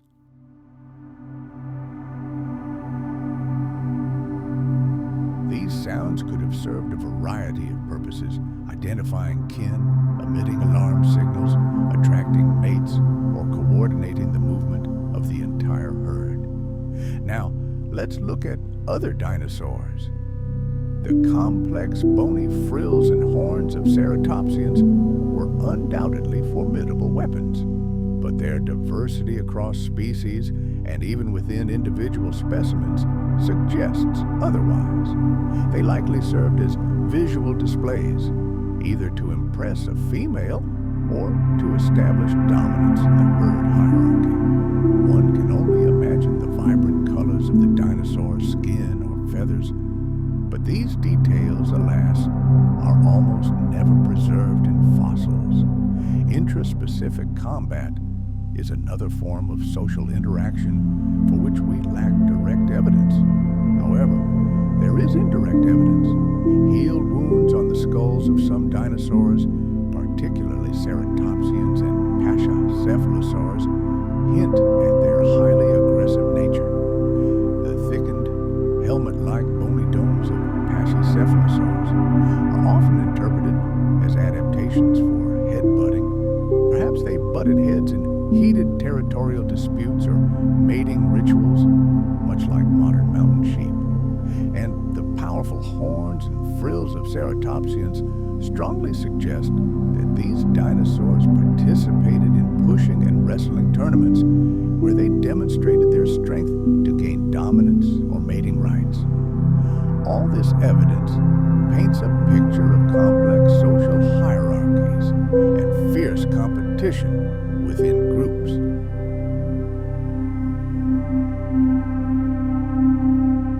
Relatively fragile eggshells and evidence of nest construction also suggests that adult Maiasaura jealously guarded their offspring from predators and cared for them until they were large enough to leave the safety of their nest.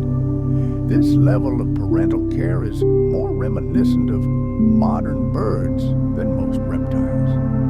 Although parental care in ornithopods has been well studied, the behavior of other groups remains a mystery. Take giant sauropods, for example. Due to their colossal size, direct care of offspring, beyond egg laying, may have been simply impossible. The safety of the young likely depended on the size of the herd. However, in large track fields, we clearly see that adults and juveniles move together. This suggests that juvenile sauropods were integrated into the herd from birth, which became their primary protection. The social behavior of predatory dinosaurs, particularly pack hunting, remains a hotly debated topic. While some finds associated with predators like Deinonychus and Allosaurus may hint at cooperative hunting, definitive proof is lacking. Whether this was a complex, coordinated strategy or simply a gathering of several predators around a single large prey remains a mystery. However, the histology of many dinosaur bones indicates rapid growth rates, suggesting a high metabolic rate and a need for abundant nutrition.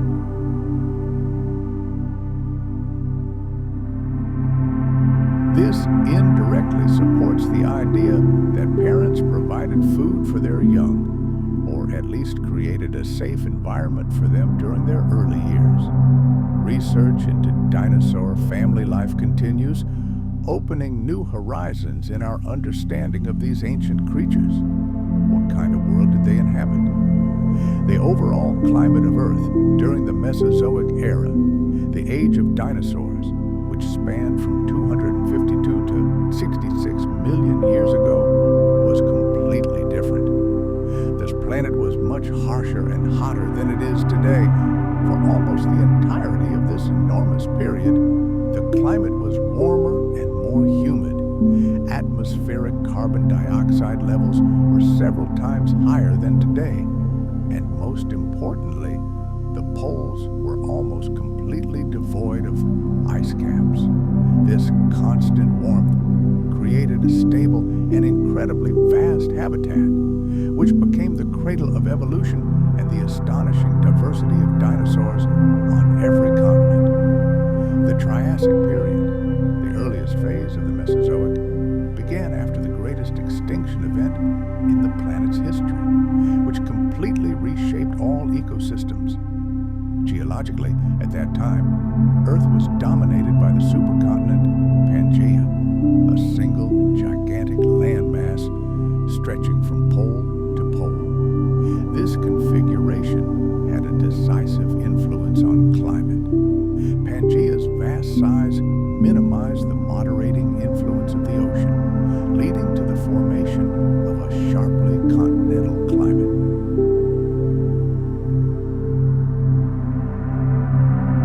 The interior of the supercontinent experienced extreme temperatures, unbearable heat, and drought reigned during the day, while temperatures plummeted at night. This aridity is evidenced by the vast deposits of minerals such as rock salt and gypsum, which form only in extremely dry and hot climates. However, coastal areas were powerfully influenced by monsoons, which brought with them a season of torrential rains.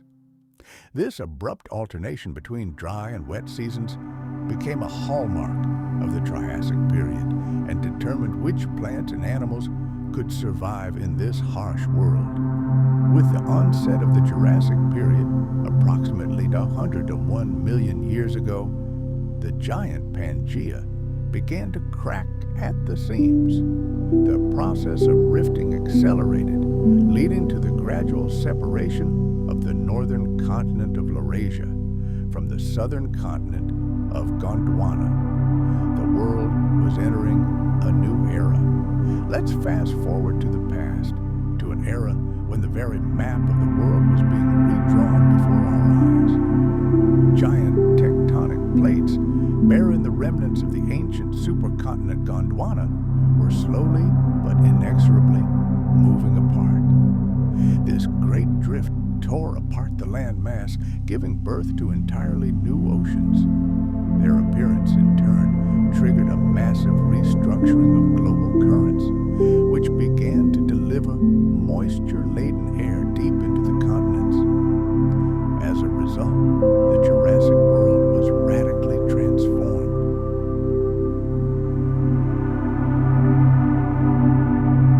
The parching heat of the Triassic was replaced by a much milder and wetter climate, though still very warm. Moreover, vast but shallow inland seas spread across the continents, creating ideal conditions for life to thrive along the vast coastlines. The planet transformed into a giant greenhouse, a stable and hospitable habitat. The lushness of life back then is revealed today by massive seams of fossilized coal. direct evidence of the existence of colossal wetlands covered in dense, lush vegetation. This new reality, permeated with warmth and moisture, became a cradle for a riot of plant life. Endless coniferous and deciduous forests spread over millions of square kilometers, providing a virtually inexhaustible food source for the planet's new rulers, the giant sauropod dinosaurs. Then came the Cretaceous Period, lasting from 145 to 66 million years ago. During this era, tectonic movements continued at an accelerating pace, and the continents moved ever closer to their present-day positions. Imagine this scene. South America and Africa finally break away from each other, forming the young Atlantic Ocean. The vast island we know as India begins its rapid northward drift toward its eventual collision with Asia. Meanwhile, North America and Eurasia continue to drift apart. This massive land fragmentation led to increasingly diverse climates across the globe, and the ocean's influence on weather across the planet increasingly dominates.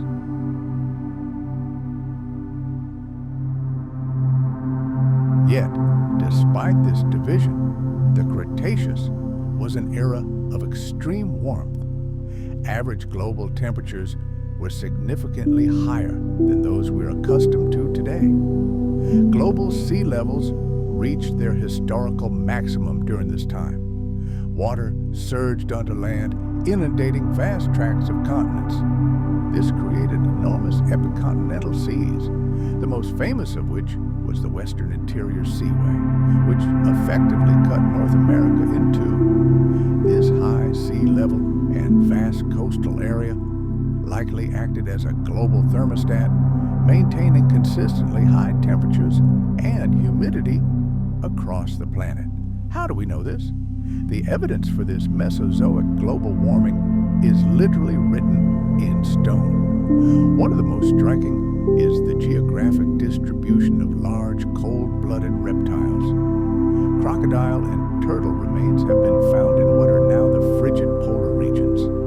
This tells us that the planet's poles were not icy deserts at that time, but warm and hospitable lands, completely devoid of ice caps. Fossil plants tell the same story.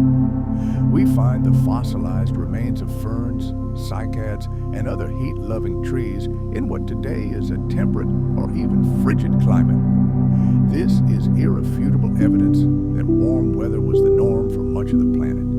But science can look even deeper. Analyzing stable isotopes in ancient fossils, dinosaur bones, teeth, and the shells of marine mollusks allows us, like a time machine, to peer into the past and measure ancient temperatures.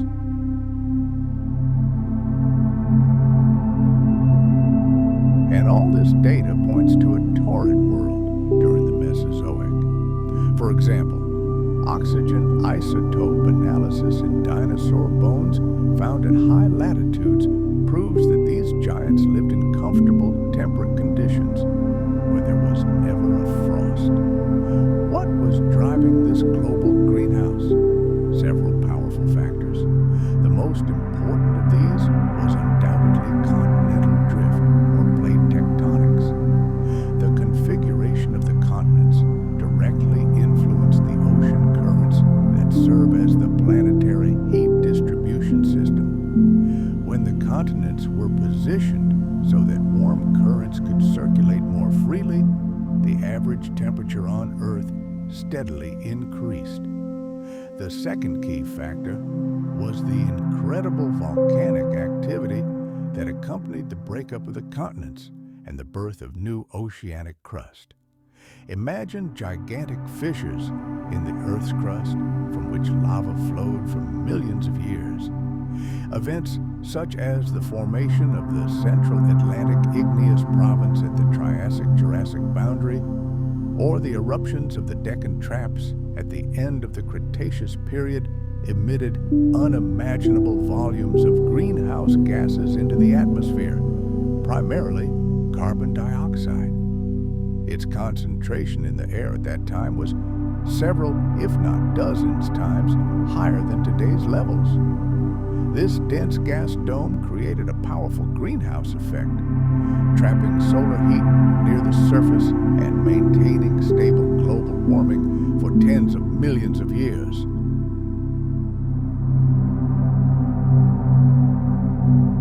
The absence of large ice sheets at the poles only exacerbated the situation. The dark land and ocean surfaces absorbed far more solar energy than their ice caps would have reflected, further heating the planet.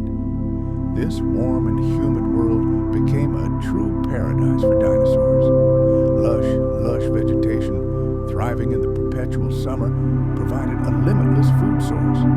This planetary scale smorgasbord supported colossal herds of herbivorous dinosaurs. This abundance of food, in turn, became the main catalyst for the evolutionary race toward gigantism, which we observe in sauropods and other colossal lizards. The constant warmth may have also influenced dinosaur metabolism.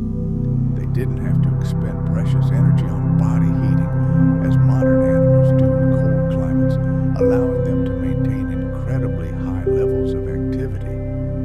Moreover, the mild climate even in the polar regions opened the entire world to dinosaurs. They were able to inhabit virtually every corner of the earth, which enabled their incredible prosperity and diversity.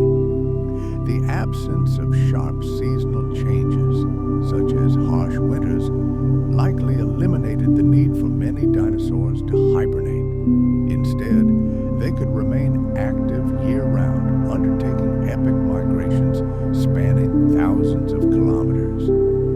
It could be said that the stable and warm climate of the Mesozoic era was the perfect stage for the greatest drama in the history of life, the evolutionary triumph of the dinosaurs, which lasted over 150 million years.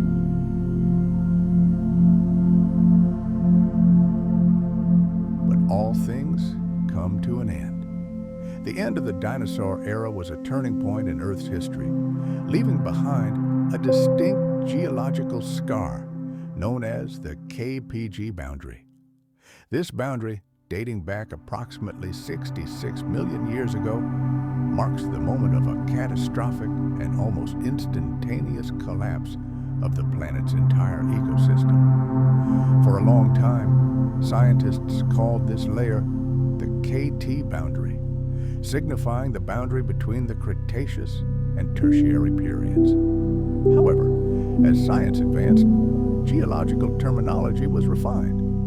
The period following the Cretaceous is now more correctly called the Paleogene. Thus, this fateful boundary received its official name, the Cretaceous-Paleogene boundary, or KPG. This layer is not just an abstract concept. It is a real physical layer of sediment that geologists find in rocks all over the world. It serves as a clear demarcation line between the Mesozoic era, the realm of reptiles and dinosaurs, and the Cenozoic era, the era in which mammals took over. It can be found in deep-sea sediments on the ocean floor and in rocky outcrops on the continents. Typically, it is a thin, dark band of rock, ranging from a few millimeters to a couple of centimeters thick. But its global distribution and unique chemical composition make it a silent monument to a planet-wide catastrophe that struck almost simultaneously in every corner of the Earth.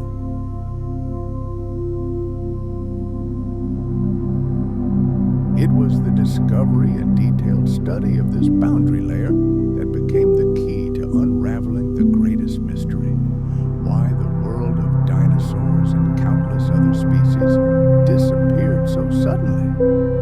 One of the most striking characteristics of this layer is its anomalously high concentration of iridium. Iridium is a metal that is extremely rare in the Earth's crust. This is because, as a heavy element, it was almost entirely lost in the molten core iridium is abundant in space objects, asteroids, and meteorites. And so, in 1979, a team of scientists, led by Luis Alvarez and his son Walter, discovered this iridium-rich layer right at the Cretaceous-Paleogene boundary. This became the first irrefutable evidence supporting the hypothesis that the mass extinction was caused by an impact from space. This iridium layer was subsequently found everywhere, from Denmark to New Zealand, from North America to China. Everywhere, it marked the same moment in time. Its ubiquitous presence directly indicated an extraterrestrial origin, since no known volcanic activity on Earth could have so evenly pollinated the entire planet with iridium. But the anomalous iridium isn't the only clue. The KPG boundary layer also contains other evidence of the monstrous collision. One of these is so-called shocked quartz. Quartz grains are a common and abundant mineral, but under normal conditions, their crystalline structure appears quite ordered.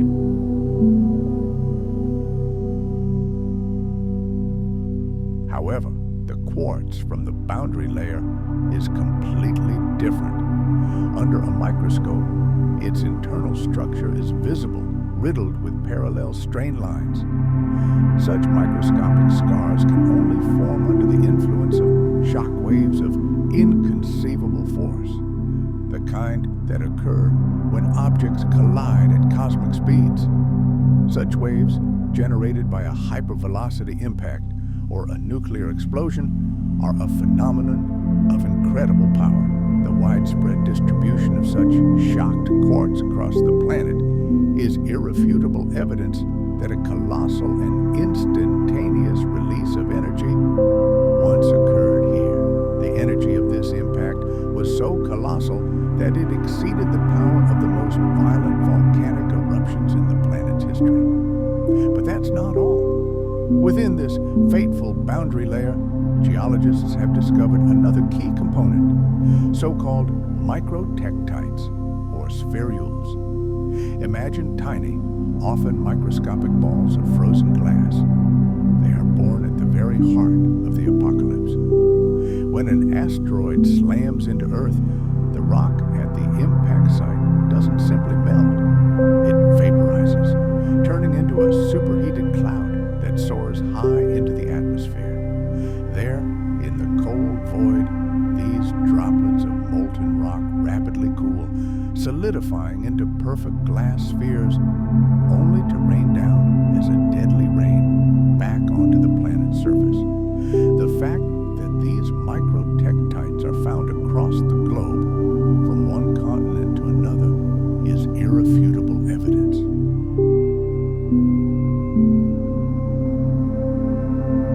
It speaks to an event of unimaginable power, an explosion capable of melting mountains and scattering them across the globe. The force that could accomplish such a thing is truly cosmic in scale. However, this boundary layer, known as the KPG boundary, preserves not only traces of the impact itself, but also a grim record of its immediate aftermath. Often, just within or just above this layer lies a thin but distinct layer of soot, covering the entire planet. For paleontologists, this is the geological imprint of a global conflagration. The colossal energy released at the moment of impact, coupled with the fiery rain of red-hot debris falling back from the skies, acted as the perfect ignition source. Vegetation on every continent burst into flame simultaneously, turning the planet into one gigantic funeral pyre. A global firestorm engulfed the world.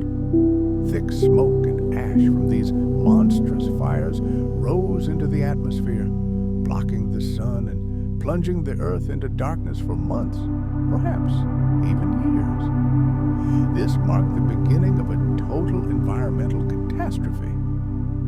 And what happened on the coasts? There, the geological record tells a story of water gone mad. In the coastal areas along the KPG boundary, we find chaotic piles of rock, evidence of monstrous tsunamis.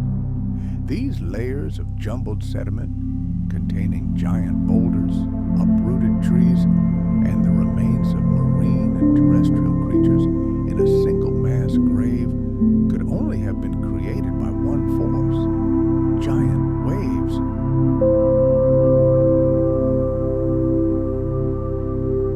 These traces are especially clear in the Gulf of Mexico.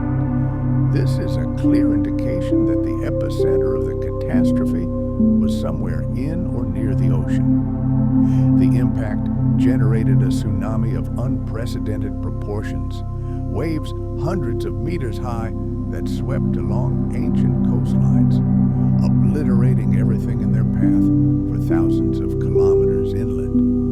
The true significance of this KPG boundary layer lies not only in its unique chemical composition, but also in the fact that it separates two completely different eras in the history of life. The rocks just below this boundary are literally teeming with life from the Mesozoic era. They are full of fossils of dinosaurs, ammonites, giant marine reptiles, all the diversity that flourished for millions of years. But once we cross this fine line, the picture changes dramatically. The layers immediately above the boundary become deathly quiet. We see the abrupt, shocking disappearance of all these familiar life forms. This signals a catastrophic turning point in the planet's ecosystem. Approximately 66 million years ago, at the very end of the Cretaceous period, one of the greatest mass extinctions occurred. Not only the dinosaurs, but also countless other species, including the ammonites, disappeared from the face of the earth, and in their place arose a completely new world, an ecosystem dominated by other creatures, primarily mammals, which got their chance and began rapidly evolving in the ensuing Paleogene period.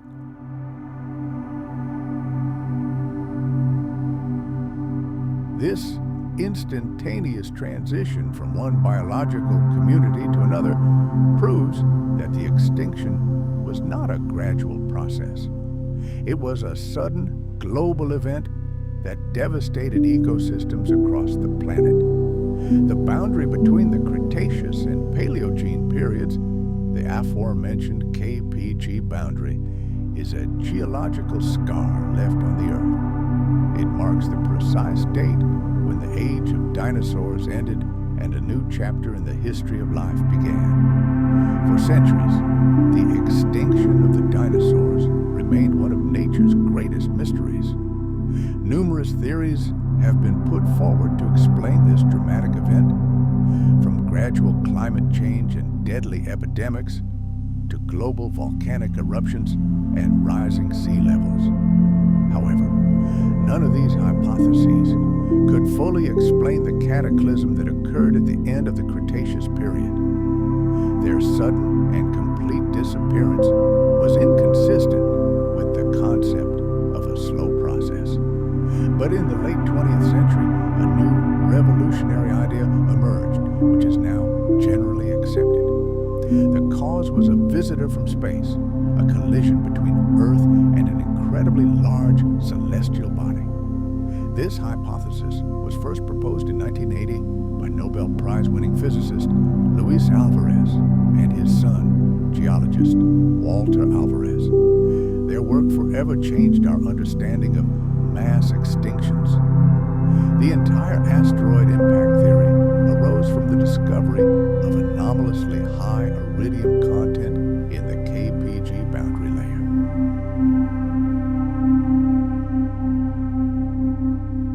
As we've already discussed, iridium is a metal that's extremely rare in the Earth's crust, but abundant in cosmic objects.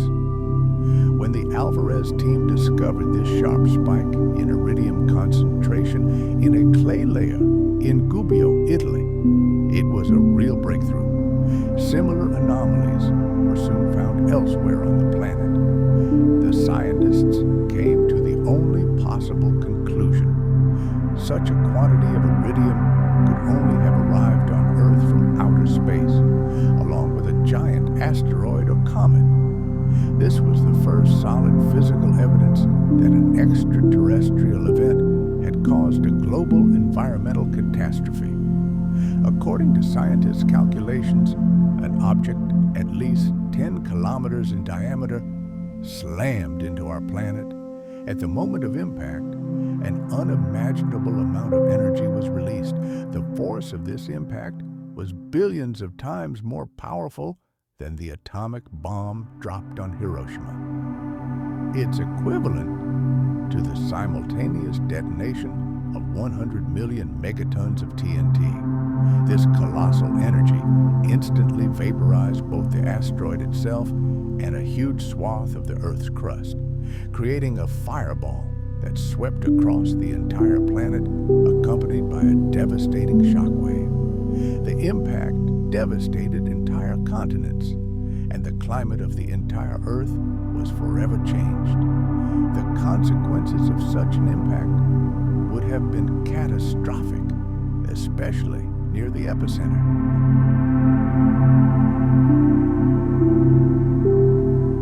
The powerful explosion would have hurled billions of tons of hot debris, including those very same microtectites and quartz particles, high into the atmosphere, some even into Earth orbit.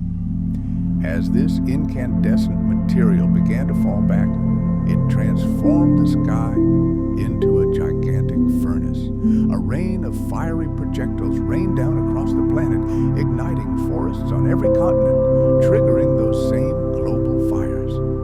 Studying and analyzing this boundary layer has become key to understanding how the world of dinosaurs and countless other creatures suddenly ceased to exist. One of the most striking features of this layer is the anomalously high concentration of the element iridium. Iridium is a metal that is extremely rare on our planet. Most of it sank to the core during Earth's formation. However, in space, in meteorites and asteroids, iridium is much more abundant. Then in 1979, Luis Alvarez and his son Walter discovered a thin layer of clay anomalously enriched in iridium right at the boundary of the eras.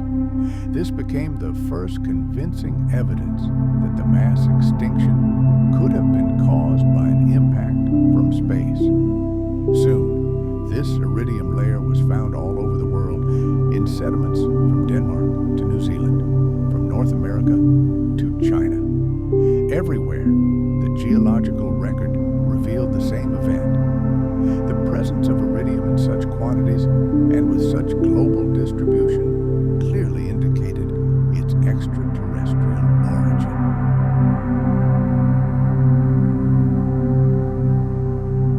No volcanic activity could have so evenly distributed this rare element across the planet. But the iridium anomaly isn't the only piece of evidence. The KPG boundary layer contains other clues to this colossal impact. One such signature is so-called shocked quartz. Ordinary quartz grains are a common mineral in the Earth's crust, but shocked quartz is something else. Under a microscope, characteristic parallel strain lines are visible in its crystal structure. These microscopic scars can only form under the influence of extremely powerful shock waves, the kind that occur when objects collide at cosmic speeds or in a nuclear explosion. The discovery of shocked quartz around the world is irrefutable evidence that a gigantic and instantaneous release of energy occurred, the force of which was many times greater than any known volcanic eruption. Another key component found in this layer are microtectites, or spherules. These are tiny, often microscopic glass spheres. They form when terrestrial rock at the impact site instantly superheats, melts, and is ejected into the atmosphere. During their ballistic flight, these droplets of molten rock quickly cool, turning into tiny glassy spheres, and then rain down upon the Earth